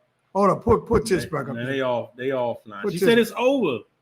That's what I said, Tish. If they got a baby and all that, come on, man. Yeah, but see, you got to see y'all man just said let him go. Listen, y'all just said he was only 15 and 16, so y'all ain't now. Since she got a baby, you gotta let her go. Twist. Right. Travis said I would not date anyone that been with my sister or anyone else in my family knowingly. So she would just cut it off. So when she find out, okay, look, we can't be together no more. All right. I respect that, Pat. Monica said that's different, but you still have to come clean. What if the baby needs blood. Hell of a way to find out who your daddy is. That's true. That's true. That's a very good answer. Okay. Dana said we went from Steve Wilkos to Jerry Springer. When he said the baby thing, right? Yeah, it was kind of but see, I wanted to say the baby thing because the reason I say the baby thing because that was the twist. Okay. Because if I'd have put the baby in there first, people would have quickly judged. Oh right. Man, well you got to tell her. But see, sometimes the child is left behind because the parent does not tell the child who the daddy is. Right. You see what I'm saying? Right. So a lot of times it's been instances where people done had kids by a guy. And because they're not with the guy, they just let it be a secret. They're like, man, don't need to know that because that's more confusion. Right. I'll take care of it. Women will take a stand. It's been instances where women don't chase the dude about them being the father. Right. Where some person gonna chase him. Gonna file child support, you his daddy, you know what I'm saying, regardless of what his life is. Mm-hmm. You see what I'm saying? Mm-hmm. So you got two different elements. Yeah. Well, I don't know how this one gonna end. We have to fit. I mean, I don't know. He got a hell of a decision. He got a hell of a decision to make. Yeah, well, listen. So now he just found out. First of all, he found out that the sister he smashed. Then he come back and find out that he got a baby. No, he didn't know he had a baby. Yeah, but he just now found out. What happened is once he found out that was his sister, right? Her sister. What he did is like, look, we got to tell your sister. Mm-hmm. But she said, look, I got to tell you something. She said, we was together. That's why I left. I went to Atlanta. Yeah, I was pregnant. And now he caught off guard. What? What you mean you was pregnant? He said, yeah, we got a son. Right. That's why I tried to keep it up underneath the rest. That's why I never wanted to talk about this. You see what I'm saying? Yeah. That's why she tried to move on and keep her life separate. Mm-hmm. But when it happened, the dude ended up fucking with her sister by coincidence. Right. That's a tough one, ain't it, Slim? That's a tough one, man. So it ain't no easy answer, ain't no right answer. Prayers up to whoever this dude. You gotta figure out what you would do. Now, me personally, what would you do? I think I would tell a girl. It depends on how much I really care about the girl. To be honest, the first thing I would do is I wouldn't even worry about the girl. Okay. My first thing would do is to make a connection with the child. Right. Because now you know you got a child. Oh, I didn't know I had a child. Right, but now you do. Listen, baby, look. What we had. See, that's big. That's man stuff. What we had was real. Mm-hmm. But I'm gonna tell you this: I was seeing your sister. I didn't know she was pregnant. She had a baby by me. Now I probably lose you in the process. Right. But at the same time, I want to give you that option to leave. Yeah. But I need the option to get to know my kid. Right. You see what I'm saying? So let me get to know my kid. Now, me and you ain't saying to me you might not hook up down the line. Yeah. Because I put that shit on your ass. I suck the shit out your pussy and fuck the shit out you. And I don't get it twisted. You think about the meat now. You know what I'm saying? Don't get it twisted. Oh, I suck the pussy real good and fuck the shit out of him. You know what I'm saying? So ain't like you just walk away. You walking away angry as a motherfucker. Because you find out all that. And then once all that settles down, all right. And she can see that me and her sister don't have nothing going on but the kid, she might have set me back. Hold on. Just pause for a minute, because you done gone too fast. Shit. I done told what you thinking about? What I was thinking about, I sucked the motherfucking lining out that pussy. Shit, man, I'm like, this man crazy. This man is crazy for real. Man, I told you the dude really liked her. Yeah, you know what I'm saying? Just say the relationship is over. However, he needs to be a dad to his baby. Right. That's what we just said. Right. Or at least make sure right. and do what he has, what he got to do to be the father. Right. I agree. That's right, Tisha. You're right. We got a 10-second delay. Yeah. And that's exactly what I said. I said the first most important thing is the man trying to develop a relationship with his child. Right. Because that's something he never knew about. Right. So you can't hold him accountable. Yeah. If he knew, dude doing good. Right. Matter of fact, he worked for ESPN. The dude I'm talking about. Hold on. Sorry about. He get ready to get fired for ESPN. You know that's Disney. They gonna get him up out of there if they find out. How can he get fired? If they be lunching off stuff like that, man. Well, that's kind of a scam. No, I'll take that back. That's not really a scam. How can he get fired? No, he shouldn't get fired. But he had consensual sex. Yeah. With she was 17 when she conceived. I told her they started fucking when they 7 and 15. Right. And they both. She was 17. He was 18, so it was consensual. Right. And she got pregnant. Never told him why she was showing. she moved to Atlanta. Now, he never even knew about her sisters. Right? Because he met her. Boom, all that. Yeah. Boom. Because see, you got to realize back then, people didn't meet everybody in the family. Right. When they were dealing with people back then. Correct. You only met who you was dealing with. And somewhere down the line, when y'all actually became an item, you met the parents, the sisters, and all that. So you might have been seeing the girl, and the parents might not have never seen her. True. You see what I'm saying? Agreed. So after the girl got pregnant, the parents moved her to Atlanta. Right. Because they tried not to blemish the other girls who were in school. They were younger than her. She was the oldest. So she finished high school, moved to Atlanta. Took care of that business. Took care of the baby, but never told the dude she was pregnant by him. He thought she just rolled out. You see what I'm saying? Yeah. So that, I mean, hey, it's happened. It happens every day. Listen, it happens all the time. Like I told y'all, back in the day, we used to have people that were born sugar and flour and all that at the back door. See, a lot of you motherfuckers don't know who so what are they doing now? You don't know who your real daddy is. A lot of you motherfuckers. You think a motherfucker was coming over fixing the floor, fixing the furnace. Man, that motherfucker was knocking the box out your mouth. You know what I'm saying? Because I remember when my motherfuckers used to come up there. Well, I'll fix it, Miss McCray. My mother told me straight up, listen, you're not coming up here unless I can pay you for what you're doing. Okay.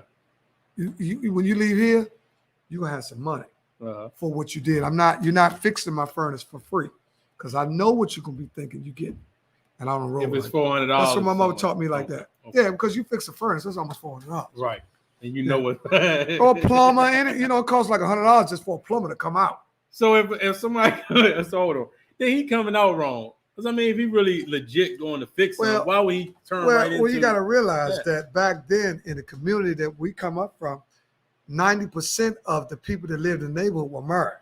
Correct. So if anybody was living in a house where they had a single parent, one of the parents abruptly was deceased from some kind of accident or passed away or shot or homicide or something like that. But the houses around Riggs in Michigan were bought through mother and dad. There ain't no whole lot of people in the 60s bought no house by themselves. Right. Now, we are able and affordable in this generation to be able to go buy houses off your own salary based on what you're doing. You can buy your own house, D. Correct. You know what I'm saying? I can buy my own house. Correct. My wife can buy her own house. Correct. But back in that time, in the 60s, it took both. It took the collaboration of the man helping the woman with the structure of the home and the kids, because the man was getting the woman pregnant premature of her actually establishing her career. I'm with you.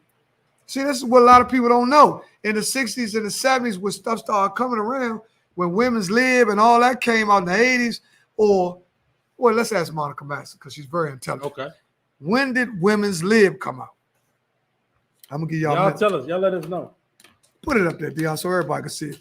When did Women's Lib, what year did Women's Lib come out? Donna Douglas said houses in the 60s were $13,000. Really? Yeah. But you got to talk about what one man was making on his job. Right. So a man might have been making $8,000 a year. Right. You know what I'm saying? They pay for that $13,000. And they extended you a line of credit. Right. You know what I'm saying? I remember one time, I'm going to share a true story about my mother. This is why I love my mother so much, because my mother was a great woman.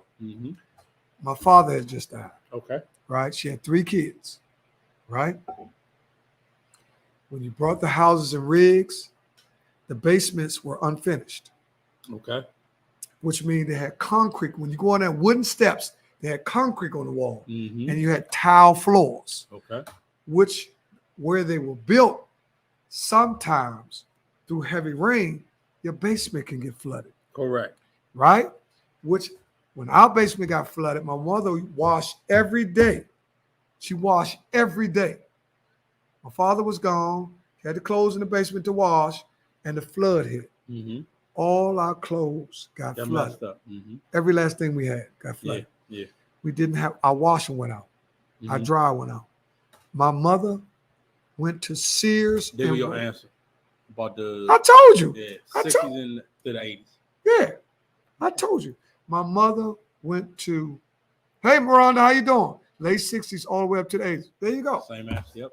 Same answer. So this is when people start evolving into actually getting jobs with women. Because, you know, women weren't allowed to vote for years. So actually when they let a woman, well, she's still not, let's be real. Yeah. Women still not held on the same statute as men. It's still 60-40. Yeah. So, sure. you know, because a woman is very intelligent. So is a man.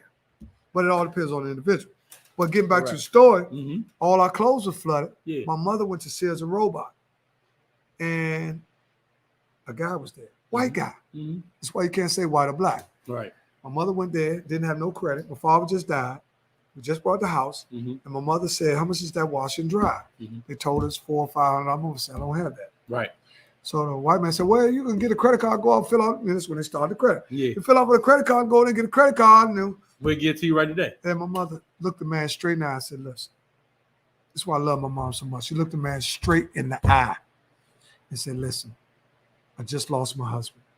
We just bought a new house. I got 3 kids. I got 2 daughters and a son. If you let me get approved for that credit card, I will pay for that washer and dryer. You have my word. Straight like that. The white man said, I can't do that. You know, you got to go through, fill it out. Right. You know, my mother was so sincere and talked to him for like 15, 20, said, this is all I have. Yeah. My kids, I don't have nothing. My kid, man, felt so sorry for my mom. Yeah. He approved the credit card. Right? You got it. My mother was able to receive a Sears and Roebuck credit card, which Sears and Roebuck, for y'all that don't know, are 2 people. They're 2 guys. Sears is one guy and Roebuck is another, which they end up breaking off and it just became Sears. Okay. Now that's a little history lesson. My mother was able to get the wash and dry, got it delivered, got everything swept up because I was a baby. Yeah. To go down there and help sweep up. You know, you got a mop and all that. Brush the stuff out to the drain. It ain't like nowadays you go get a vac and all that. Right. See, when shit happened now, we got it so easy. Some of us got wet vacs. I got a wet vac. You know what I'm saying? Because we learned from 30 years ago. Right. So back then you had to push all the water out with to a the broom drain. Or whatever you got. Push all the water, and the water was like almost a foot and a half. Yeah, and you had to push it all the way out. Push it all the way out to one drain that was down your basement steps. Yep. Right? I know that drain too. Get all the water from up underneath the wash machine, the dry, everything. Get all the push it out. Yeah. My mother got a wash and dry, end up developing credit with Sears and Roebuck, never missed a payment. Credit was on 1,000. Well, she gave him his word. She gave him her word. Kept her word. And back then, a lot of black people lived on credit. But it wasn't messing it up. But But you know how they was able to receive their first line of credit? Because they had a home. There you go. Now today is different. It's reverse. You got to have good credit before you receive a home. But back then, their home would allow them to receive credit. Okay. Because they knew they had something to attach a credit line to, and they could put a lien on your house. So the bottom line for any major corporation is to get liens on our houses so they can repossess the property, fix them up, and sell them for 2 or 3 times more. That's what they want to do. The definition of gentrification. Now, back to this relationship talk. Because I got a question for you. Now, we didn't already dealt with the guy and all that. You worried about that shit, huh? No, I got to go to something else. Yeah. I see you thinking about that shit. Let's say you got 5 women, right? That you balance. You're a whore. Go ahead. You got 5 women. Go ahead. No way to dress that up. You're a whore. You got a problem. 5 women. You fucking 5 women at one time. You're a whore. But go ahead. Okay. So if you got 5 women at one time, 2 of them say, they ready to settle down. You gonna cut them 2 off and run with the 3, or you gonna pick one out of the 5, or pick one out of the 2 that said that they ready to rock and roll? Well, the old me would have worked the 2 to let them think they the one. And see me, let me tell you something. I was out there at one time when I was in the street, juggling multiple women, but I was blessed enough to be around some good women that had moral character. right? And people say, how they gonna have more cars than this fucking you and you had a girlfriend? Because I'm still single. Okay. You see what I'm saying? Until I got married. Right. Okay. So as long as you're single, you can just get it that's done. what you're supposed to be able to get all that out your system while you're single anyway. Because when you're married, that should be gone. Okay. Don't bring your old luggage to a new town. You know what I'm saying? Okay. So all right. I know I had to ask that question. I mean, that's just marry all of them. Man. Well, in some countries they can't. Tish said anybody balances multiple women ain't settling down, especially with 5. I agree with that.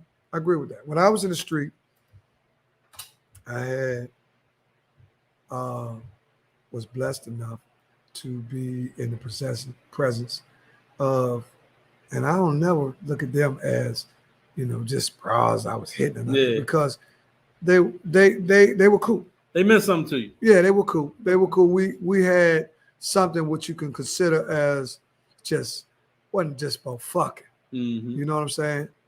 What did he say? What my son say? He said just married 2 women. He said Dr. Umar. Yeah. He said Dr. Umar said to. Well, that's true. In some countries, I know guys that married 2 women. Yeah. I know a guy. But you can't do that here though. Well, you can if you based on your religion, you can't. Correct. If you're a Muslim, you can have more than one wife. In the United States? Yes. Mm-hmm. Because you fall up underneath a different set of rules. It's gonna be still kind of different. I mean, you made a great point for you and me because we don't not underneath that doctrine. That's not the way. That's not the lesson we follow. It's hard enough to keep one. Right. But in Islam, they are allowed to have as many wives as they can afford. Right. So you can't just have wives. You got to take care of them. Right. See, it's a difference between having somebody and take care of them. See, that's where everybody gets. Totally different thing. Man, listen. When I had multitude of women, I made sure they was great. Yeah. That's the only way you keep the animosity down. Okay. Everybody has to be getting what they want. Everybody has to be getting what they want. Then I had a few extra dollars where I can juggle that type. But now, let me ask you. So you said 2, but they didn't know about each other. No. Okay. Well, 5 is probably too many. So if you got 2 and they don't know, I didn't say 5. I didn't say all. No. Well, that was the question that came out. Oh, I had multiple ones. Yeah. So I think every man. I mean, before you get married, you should get it all. Well, yeah. And see, that's why I'm content now with what I have. And my wife that I have now, productive men cannot juggle 5 women. Right. Probably right. Right. But like you said, man, as long as you get that out, if you're single and you're not married, it's cool to do that. But I don't know. Well, I think it starts. If you got a girlfriend, I think it starts out with everybody being honest. There you go. Look, baby, man, I got a girl. And guess what? If you're getting a little money, I don't care no money. You know what I'm saying? You put that motherfucking sledgehammer on, you understand, and eat that motherfucking box up like a gerbil. You know what I mean? Beat that motherfucker like a speedboat. Diggity. Then eventually, physically and emotionally, she'll be okay. Now, the problem comes in when dudes have a woman where they try to tell her she can't have nobody. So you got a lot of dudes, they want to have everything and not want their others to have anything. Mm-hmm. That's selfish. Yeah. So you got to have some ground rules off the breakaway. What do you say? Still think my grandmother should have kept the house in Riggs. I do too. Yeah. My grandmother moved to Atlanta. Yeah. So the house in Riggs is a gold mine. Yeah. Right now they still got it. Yeah. Ooh, yeah. 13,000. I think worth like 700,000. Yeah. So. Man, listen. And listen. When you have projection, you can never look at worth now. Mm-hmm. You got to look at worth 10 years from now. Yeah. So 750, they'd be worth 2 point something or 1.5. Because they only gonna keep 10 years. up. Yeah, they're not going. They didn't go up because you know why? Because the color in the neighborhood gonna get lighter and lighter. Mm-hmm. So if the color in the neighborhood get lighter and lighter, then that means the income gonna get higher and higher. Indeed. You know what I'm saying? Because so once the income goes higher, then they can change the zoning, which will actually price you out. Mm-hmm. Well, it's not going to price everybody because we're always going to have black people to make a lot of money. Indeed. But it's going to be such a small percentage. Like right now, black people only own like 1.1% of wealth in the country. All the black millionaires live in Bowie. Did you know that? No. Oh, you got black millionaires everywhere. I'm saying in the DMV, you got them in Virginia, you got them in Bethesda, you got them in Rockville, but they are millionaires, but they don't have what we consider stake in ownership. See, you can have income and net value, which will push you up to a net worth, quote unquote, but it's all about your investments. What do you own? We talked about that last week. Because what you own will create generational wealth. Indeed. What you receive as an income could be cut off today or tomorrow. But generational wealth goes from your son to your son's son or your son's son. Passing it down. Yeah, because the actual other ethnic group is so far ahead of us because they pass generational wealth down. Now, if you look at what we've done with our generational wealth, in some cases, we squandered it. I'm with you. You see what I'm saying? Yeah. Not in all cases. But in most cases. But in cases where the numbers got us disproportionate. Yeah. Because in wealth, we are disproportionate.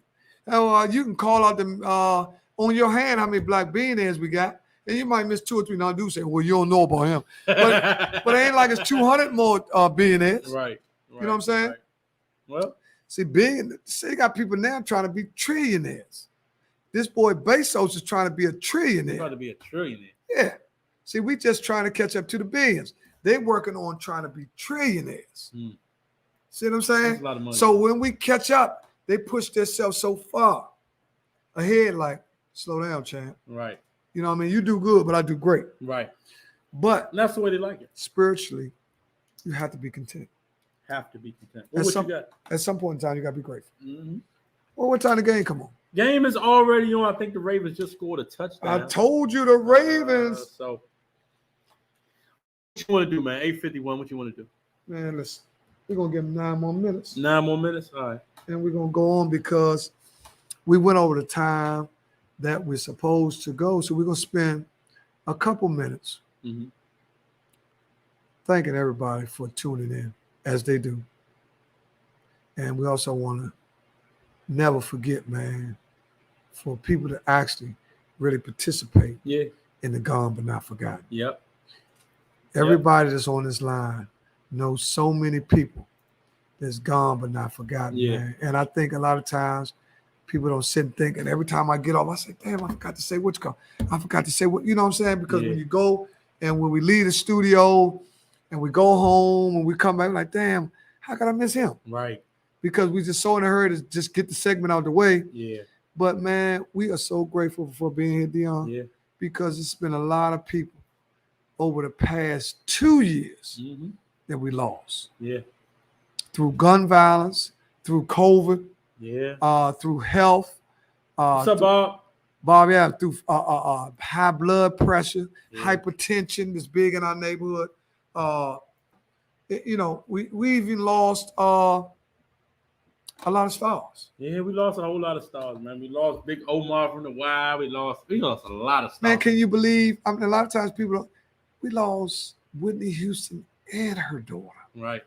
You know, that's one of the most devastating things for her daughter to go just like her mom. Yeah. See, a lot of times stuff get brushed up. I never forget how that little girl was found in the tub too, wasn't you? Yep. It's so sad, man. Yep. Now, don't get me wrong. I want to say gone but not forgotten to my man, IJ Bullwell. That's my man. We had a gone but not forgotten. I'm gonna say it now. Gone but not forgotten. Jeff Thornton. I believe that came from Eric Johnson. I think it was from him. Gone but not forgotten. Chris McClain. Gone but not forgotten. Aunt McClain. Gone but not forgotten. Their mama, Dina Williams. Okay. Gone but not forgotten. Daryl Dixon. Gone but not forgotten. Kevin Proctor. Send them in, y'all. Gone but not forgotten. Mike Jones. Gone but not forgotten. Lord Tony from off Nicholson Street. Tony Bolden. Tony B. Gone but not forgotten. Aaron Rowley. Now those gone for not forgotten, Milford Rucker, gone for not forgotten, Wayne Anderson, gone but not forgotten, Joy Mason, gone, but and our prayers were working because I think Lynette Upshur's son, I mean not Lynette Upshur, Lynn Mason's son is doing better. Oh, that's great. He's came around, right? Gone but not forgotten, Louis Dwells. Yep. Gotta keep praying for him. Gone but not forgotten, James Richardson, my man Snoop. Now, we also know that gone but not forgotten, you do not have to be deceased to be gone but not forgotten. Nope. Gone but not forgotten, Gregory Stephen Jackson. Gone but not forgotten, Thomas Coleman. Tom Slick Coleman. Yes, indeed. Gone but not forgotten, Cheryl Monroe. That was Jamal just sent. So gone but not forgotten, Ron Harriday. Gone just but had the prayers up. Not forgotten, Shelly Scott's son. Yeah. What's his name? Lord Bruce Morgan. Yep. Gone but not forgotten, Lil Mushy. Yeah. You know what I'm saying? And I'm gonna tell you something. Gone but not forgotten, Mike Clutch Freeman. Never forgotten. Gone but not forgotten, Mark Byrne, which is better known as Marky B. Gone but not forgotten. Let's see, Debbie Scott. Richard Scott. Gone but not forgotten. She just said someone else too. Gone but not forgotten, Greg Cobbs. You got Greg Cobbs. Gone but not forgotten, Bobby Marshall. Yep. Bruce Scott. Yep. Bang bang. Ain't no question we gotta hit Bruce Scott. Yep. Gone but not forgotten, Mary Ann McCrae. Gone but not forgotten, my mother. Dolores Burnett. Can you think any of your aunts that are gone for not forgotten, Aunt Lucille. Gone for not forgotten, Aunt Sadie. Gone for but not forgotten, Aunt Emily. Gone but not forgotten, Aunt Gert. Gone but not forgotten, Aunt Edie. These are my direct people. Gone but not forgotten, Gwen Freeman. Talk to us, y'all. Get them up there. You get me revved up now. I can remember. See, gone. Hey, I'm gonna give you this one. Gone but not forgotten, Rusty. Yeah, that's my man, Rusty. Yeah, Miss Dunbar. Yeah, thought I gone but not forgotten, Eddie Smith. Is that Edith Smith? Edith Smith. That's her mom's, I think. Yep. See, you can think about a lot of things. But in all actuality, Slim, we've been blessed to be here, to be able to do this. Yep. And we try to keep it serious. We get joking, we play a line and all that. I told y'all about the woman with 2 pussies last week. See, y'all got all buck Grandma D. Oh, ain't no question. My mother best friend. Listen, I'm going to close out. Okay. Are we off gone but not forgotten? No, we're going to stay on gone. Okay, all right. Because I saw you was getting ready. I was going to take it. Ready to transition? We're going to stay on that because, we're going to stay on gone but not forgotten because. Yeah. We almost transitioned. Man, listen, man, hold on. You know what? We gone but not forgotten to everybody. All those that we could have missed, blame it on our head, not our heart, because we do care about everybody that we've lost or is still here that might not, physically be in our presence or whatever the case may be from the All Over the Place podcast. So we can now transition to our last segment, which is, I don't know. What do you want to do? Well, Wayne Robinson, gone but not forgotten, ain't no question. See, you get them gone but not forgotten, though. They could talk.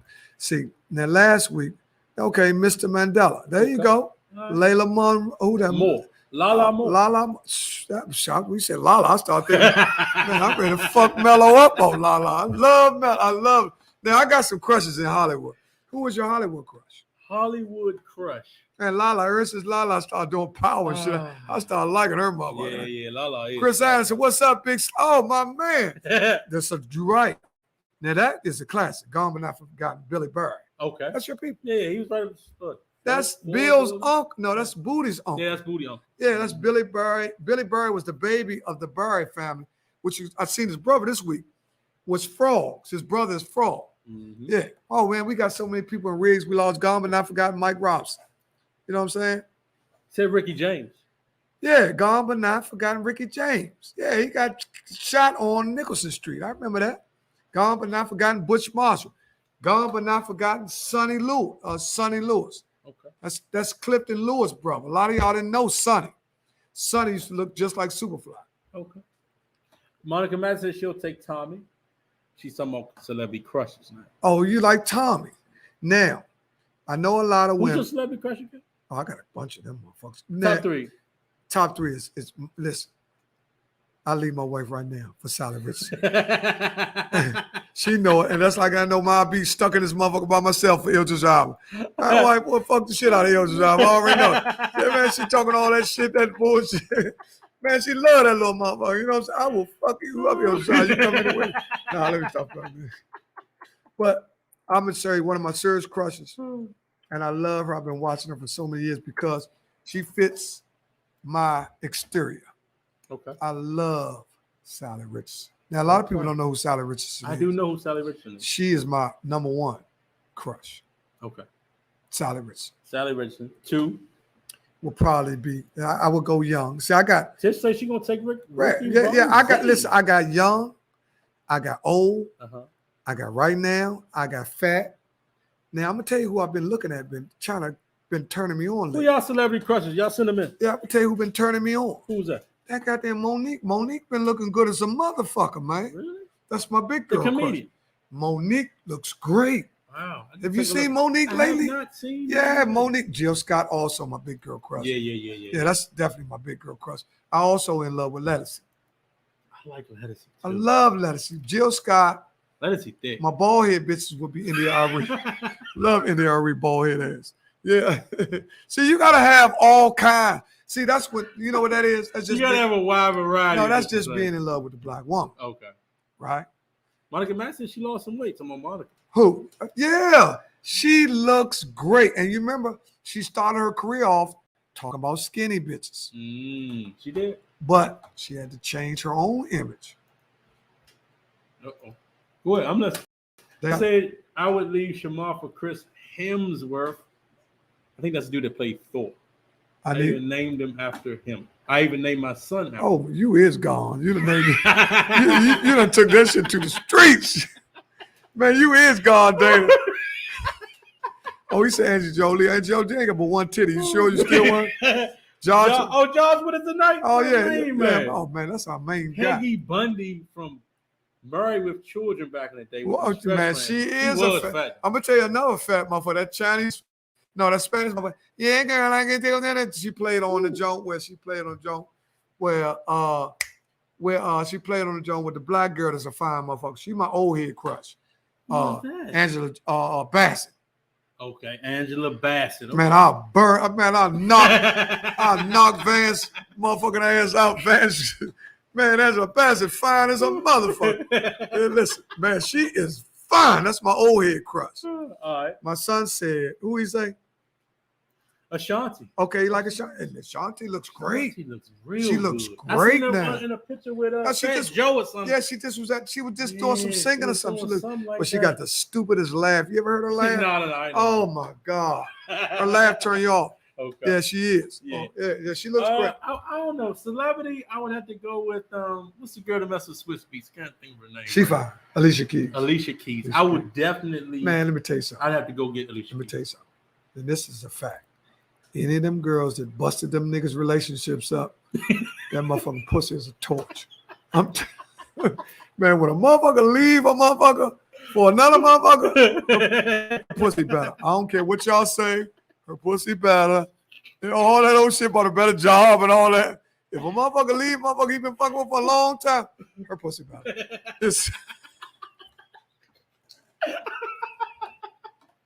Man, don't. It might not be just man, that though. It might, don't you like believe? Some more attention don't you, man? Get the fuck out of here with that bullshit. That's some shit you work out at counseling, getting some more attention. Man, her pussy is better. And just like if a woman left a nigga, she ain't gonna leave no nigga with a smaller jaw. She ain't gonna leave a nigga and go to a nigga with a man. That nigga knocking a box out that motherfucker.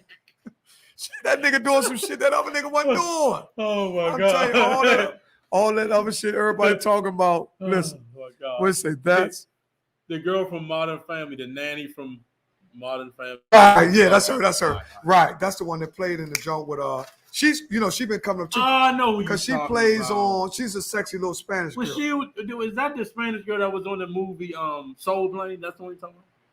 That little accent. Was she on Soul Plane? She was on Soul Plane. She was one of the flight attendants or something like that. If that's the same girl, did she mess with the father from Married with Children on that show?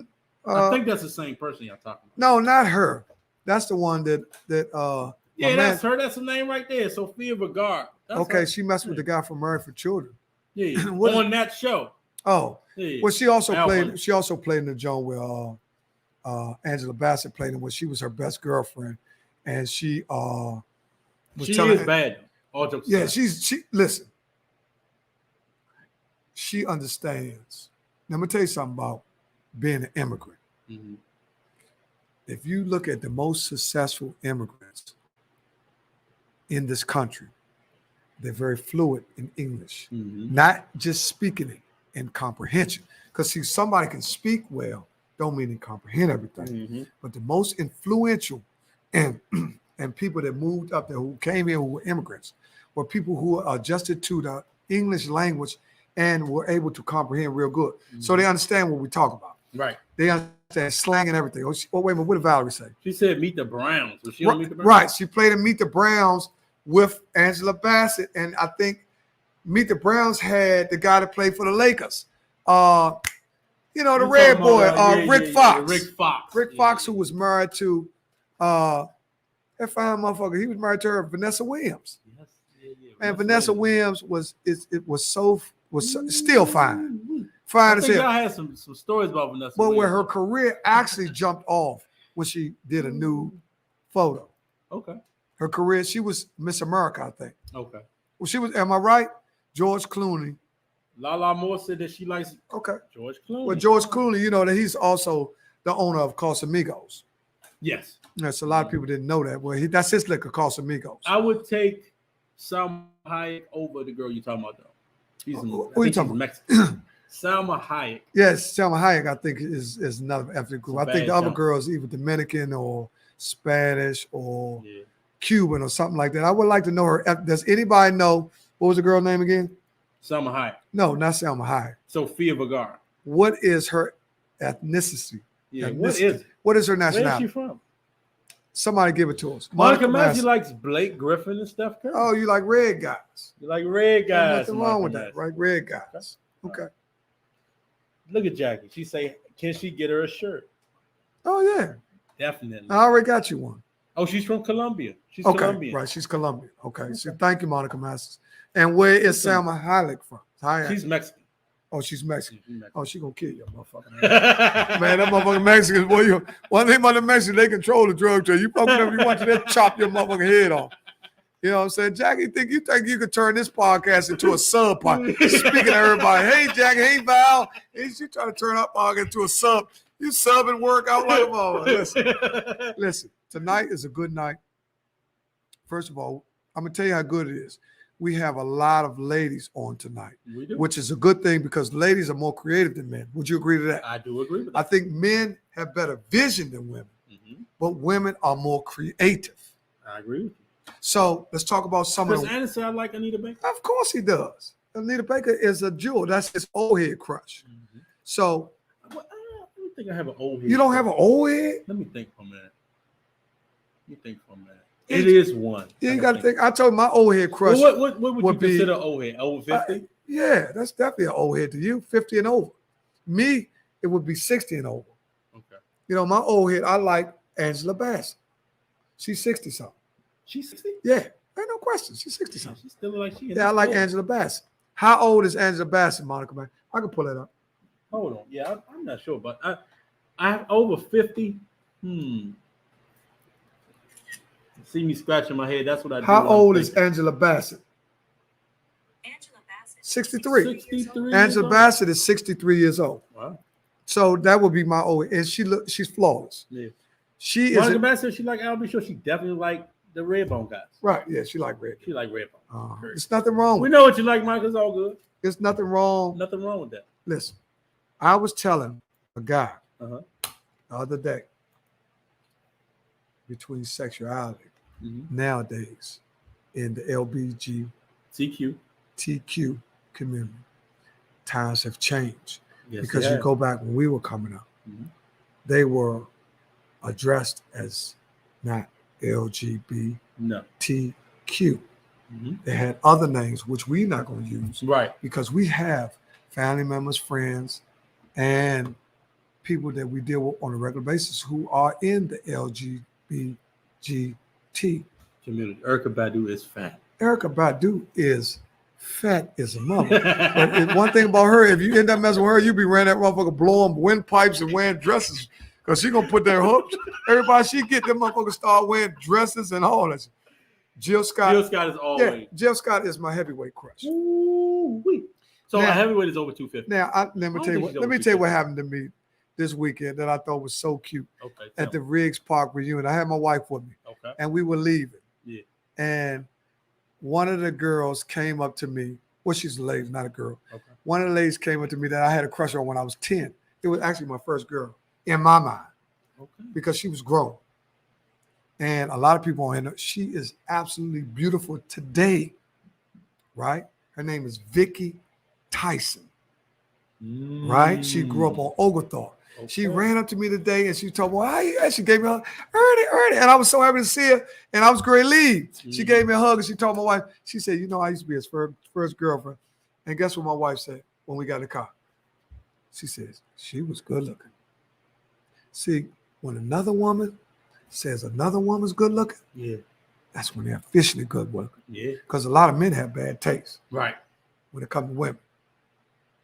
But when you are told by a good looking woman that another woman is good looking, she's good looking. Yeah. And Vicky Tyson is such a sweet person. Man, tickled me to death saying, "Hey, girl." And my wife was looking at her like, "Oh, yeah." I said, "Yeah." And my wife got a cut. She said, and she was good looking. Yeah. And then she said, "She still looks good, honey." I said, "Yeah, that's why I had a crush on her." I seen a picture of her when she was young. Oh, Virgie. Oh, Darlene Smith. That is my crush. That is my crush. Now, you know her sister on here. Who? You don't know who her sister is? Who? Oh, my God. Valerie Smith Dunbar. Oh, that's her sister. Is the youngest Smith. Well, her last name I seen a picture of her when she was young, like a high school picture. I was young, though. It's like it was in my father's house. Listen. And I was like, oh, my God. Listen. And then I seen her at the mall at Columbia, and I just paused. I froze up. I ain't even gonna lie. You can ask her. They was calling her Darlene back then. Man, Darlene. Now she's Virgie. You know, people got transitioned into different names. When she was called Darlene, you was looking at her and say, "Oh, darling." You know what I'm saying? First of all, the Smith girls or the Kardashians without the sex tape. Without the sex tape, all them motherfuckers was fine. Right. From Janice to damn Vicky to goddamn Darlene down to Valerie. All the Smith girls. Because one of them is like a flight attendant or something. Man, like that, right? Yeah, that's the youngest one. That's with Valerie. Okay. Yeah? Let me tell you about the Smiths. I didn't know that was her sister. Man, let me tell you something. I know them personally. Okay. Every last one of them. The mother was a beautiful. Tish said that's her aunt? That's her.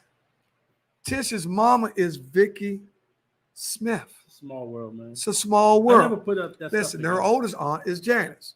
Janice is Janice's drill sergeant out there, motherfuckers. she carried that motherfucker iron fist.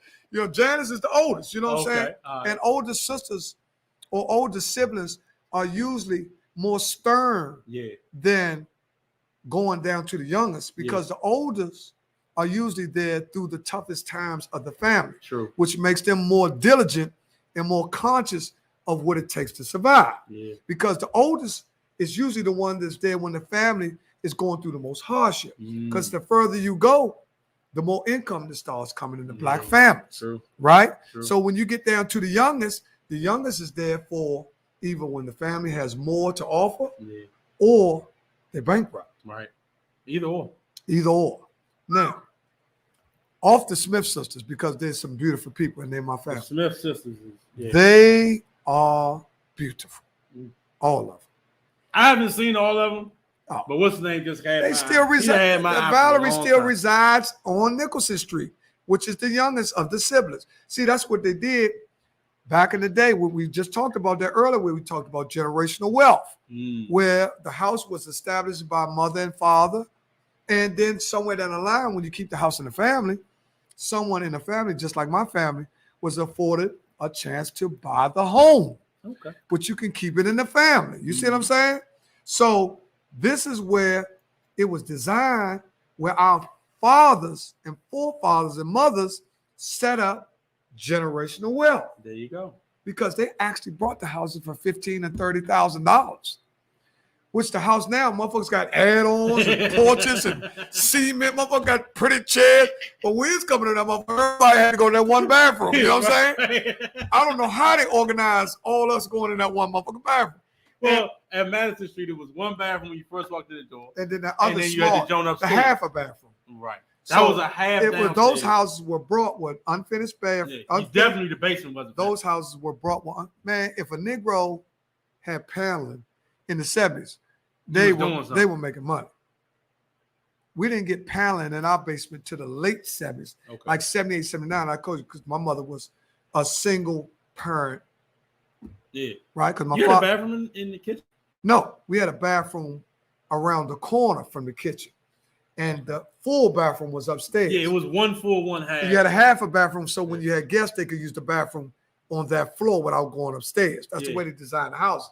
As time went on, people end up putting bathrooms in the basement, putting apartments in there now. Some people now have sub-houses where you have another residence downstairs where they done fully done it. Well, this is where the wealth can be made out of them houses. Yeah. I'm going to tell y'all a little secret. This is what the white people doing. They buy the houses and they make two. Okay. What they do is they make a house in the basement where you have a separate interest where you actually can charge mortgage numbers for everything because everything is down there. You have your bathroom, you have your kitchen, you have your living room, you have your bedroom in the basement. Right? Which also puts more value on the home. How are you talking? I'm just gonna give you a little. How are you talking? I ain't in a real estate game. Not yet. But Marianne's son. Look at what Chris said. Chris said, Slink, this is my first time on. I would love to get you and Deon to do this in the islands. It's nothing. Yeah, because that's my man. He in the islands. Now, I can't get into all our stories because we broke a few laws. You know what I'm saying? He actually was the driver carrying me to Punisher dude one time. When I was chasing dude, we got to leave that alone. We leave that alone. But anyhow, nobody died on the guy because this motherfucker was fast as a motherfucker. When I jumped out of this motherfucker, he played some football. I couldn't catch that motherfucker. He was there. Chris was driving. He spotted, there we go right there, Slink. And I spotted him, and that motherfucker took off. Gone. I got out with a bat. Now, I don't know. Lord knows what would happen because my intention was to bust his motherfucking head open. Make no mistake about that. That's what. See, in that lifestyle. Okay. Yeah, this was another time. That was your mentality. Okay. You know what I'm saying? Or you would be considered as weak. And when you're weak in the jungle, what are you? What are you if you're weak in the jungle? What do you mean? If you're in the jungle. And you weak, you're considered prey. True. It's two things in the jungle: predators and prey. And you was getting ready to do what you had to do. Man, see how we went all over the place, man. We talked about insurance. She said prey. See? Yeah, they know what Rhonda Monroe. They know what they doing. Rhonda, I see everybody in your family except you. They're gonna earn it. Time you pray. That's right, Shorty. You know I eat your ass up. You keep bullshit. Keep putting my name and shit. I'm gonna punish your motherfucker. That's my son. Love my firstborn. Love that motherfucker. This man crazy. Listen, man. Listen. Oh my God. Listen. We gave y'all. We gave him a lot. Listen, I'm gonna tell you something. First and foremost, we want to thank our live. Now, see, a lot of people been listening, but they haven't been putting their names up because they don't want nobody to know to listen. Right. Because I know a lot of people have jobs and stuff like that. Yeah, they can't get on. They can't get on. They can't because I use foul language towards the end of the show. Because that's when we get a little bit more raw because we after hours now. If I'm able to hold y'all on for 2 hours, I got to get raw. Yeah. You know what I'm saying? So I got to get raw. I get raw. I talked last week. And I'm just going to laugh. Y'all know that. This is not geared towards nobody. No. If this is your first time hearing it, I'm going to give it to you because a lot of people on the last show could not believe it. A woman delivered a baby. when she delivered the baby, she found out that she had 2 pussies. She had 2 vaginas. And the first thing a person gonna say, go ahead, man, you lying, that's some bullshit. But once we did the research that I already done, see, a lot of people, when I bring it, that was wild ass news. See, this is what I look for all day, because you got to bring stuff that's global. Yeah. Because the world is big. It ain't just what happened, got shot over 37th and out Brentwood and all that. When you start looking at world news, some of the strangest things in the world have happened. Like the dog, the dog catcher, or he was a man that owned a lot of dogs in the neighborhood. Right. He ended up dying. And all the dogs showed up to his funeral. All of them. And they was 2 of the dogs are pauper.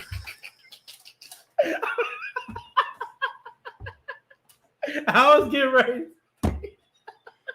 And they had everybody out front. Then they had some hater dogs out front because they couldn't lift the bar to them. This might be a vicious weather right here. But Monica Massey actually went with you on that, though. Monica Massey, I know you still with us. Could you pull both sites up where you can look both informations up? Where my main man Miles, that's my man from Paducah, Kentucky. He watching us from Paducah. Oh man, great shout out to Kentucky. Kentucky in the house. That's my man. Kentucky Miles Shelley, man. That's my man. Right what we like you to do, Miles, is share the show for us and listen. But what I'm telling you is facts. Okay. Here we go. Okay, Monica Massey it is a fact. Okay. It's a true condition. I ain't even gonna try to say that word. Y'all can read it, and we're just gonna leave it at that. Leave that up for a minute. Okay. Because this is the validity to what I'm saying. What I'm saying is the girl did not know she had 2 vaginas. Right. And she didn't know until she actually delivered a baby. Right. And Aaron Boone, they said, wait a minute. She got 2 pussies. It's funny because hold on. So what so they saw it. And they told her, said what? And she was like, oh man, I didn't know that. Ooh, she was because now the average person, man, she ain't got no 2 pussies. Because y'all think about them big long pussies, y'all.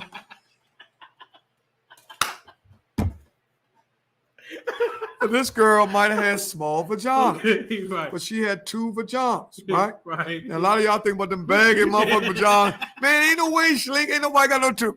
Everybody don't got them big gushy motherfucking pussies that y'all talking about. We talking about this man we talking about somebody that discovered. Now, Monica Massey also told y'all that this is a fact. You can go to the website. And it Google actually is a fact. It's a fact. I didn't believe it. It's a fact where a lady had these. What I'm telling y'all, these are wild ass news. But I brought them on here because it's hilarious. A woman had 2 pussies. Okay. And the thing is, her husband had to rent a dick out. He went to rental center and got him a rental dick. See, he trying to be funny. There's no way in the world this motherfucker had no ass flat as shit for fucking 2 motherfucking pussies. This nigga ass was flat as a motherfucker. Hey, listen, man. Let me get back to the story. Man, that motherfucking husband pants baggy as a motherfucker. Skinny jeans don't even fit his ass. But look, check this out. Check this out. Man. These Cut it out, these are 2 true stories. These are true stories. They are true stories, y'all. We had a guy that used to take care of all the dogs and stray dogs, alley dogs. Dogs don't have no home and all that. Because, back then, there used to be more of that than now. Right. Because people, they take dogs to the shelter. People come pick them from the shelter. They get rescue dogs, look for homes. They have organizations that try to get dogs out to owners. But back then, sometimes dogs used to leave, man, and wherever they find food, they go in trash cans. Yeah. They would consider they gotta survive. They was considered alley dogs. They knocked trash cans over. That's how they ate. Because people throw away more food than what you really believe. Right? So what I was telling you is, wait a minute. Send your question, Lala. Please send your question. Okay. Lala, send me a question. Send the question in. Y'all got a question about anything he talking about? Please send the question. I got technical support. I'm laughing too loud. I got technical support with Monica Massey. I have who is officially an associate. She will go to the facts. She understands the fact. I don't know what she does for a living, but she brings the facts to the show because a lot of stuff is funny, right? But a lot of it is because we informative or people don't read as much as they do. Right. So they get a lot of local and state news. Yeah. But sometimes you have to go to world news. That's what that is. Okay, now I'm still. No, you know what? I happened to talk to our man Country Earl. He said he is going to call the show. I don't know what's going on with him. I can't remember exactly what he told me. That Trump shit done fell on his ass. Yeah, he probably got upset. But he should be back, I guess. Okay, Lala's question came up. Okay, Lala. Oh, no. That's Ernest. No, Lala. What y'all think? There she go right there. No. She said she had several questions. Okay. What y'all think COVID going to be? We should shut back down. Well, we're not going to shut back down, Ernie. You don't think? No, we're not going to shut down. I think the schools going to get shut down. No, not going to shut down. So y'all got to understand now. They don't put y'all lives behind economy because you got to understand that right now, Quayta, she never went to her OBGYN before the pregnancy. That's what I'm saying. Like, how was she? Well, how would they not know that she had two? Well, just like we got a lot of people that never went to a dentist, 30 years old. True. Got a lot of people that never went to a doctor, 35. True. There's the Monica Madison with 2 stories, stray dogs. They went and stood guard with the man who took over the dogs. Monica Massey's on it. Right. So that's our answer for anybody believe. Okay, Chad, they're giving animals COVID vaccine? Yeah, well, well, they've been saying it. Well, listen. I mean, dogs. Let's get back to my son's question because that was a very good question. Okay. His question was, listen, I don't think COVID is ever over. What I think is going to be is we're going to have to learn how to live with COVID like we do the flu, like we do the measles, we do the mumps. What we're going to have to do is understand that vaccinations and lifestyle changes are going to have to be made. COVID was able to splurge so much because we was trifling. Yeah. Let's get to the facts. We were living reckless. As Americans do. Yeah, because we have become a greedy nation. We're greedy for money. We're greedy for food. Everything is about the have and the have-nots. So when you get like that, you're going to tend to – we even got guys now who are famous, Ashton Kutcher and stuff like that, talking about they don't take baths every day. They booed him. They told him, shower. He went to Iowa State game, and he went to the Iowa State game, and they went, shower. Breaking news on something altogether different. Ryan Fitzpatrick is officially on IR. He will not be back for the rest of the season. Well, we need to sign Cam. I mean, come on, man. I'm just saying. I'm just telling you. Come on, man. Sean Lindsay, what's happening? Sean Lindsay, you caught caught us at the end, man. You've been doing a lot of strolling, Slim. You trying to fall I seen him driving the truck or something like that big man, going on. Man, he is on that money. He's stacking. I money. already know what he's doing. Ooh, Sean Lindsay ain't been playing no spots, going to football game. That's a budget Barry tip. When you start seeing people fall back, they're saving their money. I don't think they're gonna get Cap though. No, Cap is done. Cap is done, man. Cap has bigger fish to fry. He's also linked with Nike. He is a big face of Nike. And the smoker that got in trouble, she ended up signing with Nike too. Right, because listen, the runner, the sprinter. Well, everything is about culture cash. We have to get people from the culture to get the cash. Oh, Mike wants to know who's winning the pick'em. Listen. We're gonna tally that up tonight.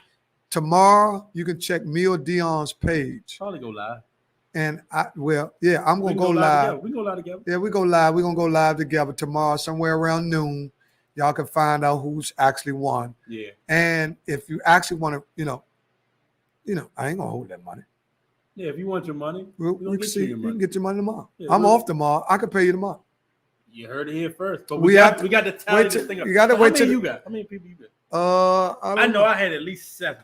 It's a very few. Who you got? Mike? Is Mike on your list? Mike is on my list. Okay, that's your father. He got in. Okay, I got Monica Massey. I got Dog from Lamont. I ain't get that many people. Okay. And see, a lot of people. If y'all sent something Tasha putting bonds, she sent her. Yeah, she sent her. If y'all sent something to my messenger, well, I could go on my Facebook. I can go on my Facebook. He is too. Yeah. Okay. Okay. We got the people in. Yeah, we got the people. We'll have it up. We'll have it, and we'll show you who you were up against, and who would have made the Final Four. Yeah, and, who won? You That's know, the only thing that really matters. what who won pick? That money? Yeah, but sometimes people like to see the other picks to make it seem like it ain't no hoax. True. So we'll probably show like the final. Yeah, I'll put it up. We'll show the guys that you actually beat out. Yeah. Maybe like a Final Four or something. Okay. And then, I mean, I could put all your picks up. It really don't matter. And we ain't goddamn clerking on this motherfucker. We don't need to man, if you have 4 picks right, your ass don't need to get put up there. Well, I agree with that. So. Yeah, you ain't pick shit. You ain't. Yeah. We didn't give y'all 2.5. We normally give y'all 2. Listen. We started early tonight, but y'all was on blast. Deon, y'all still with us? I thought we was listen, Deon pushed the issue tonight. He pressed the envelope, and I'm with him. And my man pushed me. I ain't gonna get off. And sometimes I thought this was a very good show. Yeah. I thought we had people. I'm so glad. I'm so glad we had so many lady listeners tonight. Yeah. Right? Because we're going after the ladies, because the ladies, if we get the ladies, we can get the men. Easy. Now, I'm going to tell you something. I ain't going to say no names. We had some fine motherfuckers on here tonight. Yes, we did. Some fine motherfuckers on here tonight. And y'all know who y'all are, too. Yeah. Great show, as usual. Appreciate Monica Massey. We appreciate you. Thank you for the technical support. Indeed. We're going to close out, man, with a little music, man, because who you want to go with? It's on you, man. No matter. Give my man Tone. Do my man Tone. Yeah, because he's going to come in the front and, you know what I'm saying? Yeah. Take Tone. Bring us in. This is E.M. Tanner, my man, artist from D.C. You got anything you want to tell the people before we roll out? I want to tell y'all that I love you. Man, please be careful. Keep your mask on. Appreciate that, Jamal. If you hook. See y'all. Oh, next show is Thursday. Oh, we on twice a week. Yes, indeed. Next show is Thursday. Thanks, Tish. Man, you have a great week. Make sure you subscribe, Jamal. Send all your friends, too. I'm off tomorrow, Tish. Holla at me. Yeah. Chris Anderson, my man Miles, man. Miles, you got to keep watching man. This, Keep watching this, man. Paducah, Kentucky. We got a surprise guest coming on for y'all Thursday. This dude is the hottest thing in D.C. right now. Y'all heard it. This Deon work. He tried to throw me under the bus. This Deon work. Deon got a lot of people that love him. He just don't want. He want to work me and shit. He ain't gonna skin now. Listen, man. Thanks for the newcomers to tune in. Yes, indeed. I appreciate y'all. Please forgive any foul language that was used. I don't give a fuck. I don't give a fuck if you're mad or not, because podcasts is where you actually get to use foul language. Indeed, man. Yeah, because it's more raw. Yeah, you gotta be, man. You gotta be yourself. Yeah. But thanks for tuning in. We love y'all. Go enjoy the game. What Mike said? Mike said, make sure y'all subscribe and find yourself a woman with 2 vaginas. He's trying to be funny. Man, you get a one with 2 vaginas, your ass, that's another 20 minutes, Mike. You trying to hold me on. I got to let y'all go, man. We gone, man. Enjoy this. Man. Love y'all, man. Peace, man. We out. Walk in the building, a wonderful feeling when you are that nigga and do what you want. They try finesse me, but they can't finesse me, cause I'm a finesser, bitch, I'm not a bum. She say she love me, she don't really love me, she just want my money and I wanna fuck. It ain't no question, I do what I want. It ain't no question, I do what I want. I'm from the struggle, bitch, I had to hustle, and if you don't hustle, then really you fuck. They try to judge me, but they cannot judge me. The universe love me, and I am her son. She say she love me, she don't really love me, she just want my money and I wanna fuck. It ain't no question, I do what I want. It ain't no question.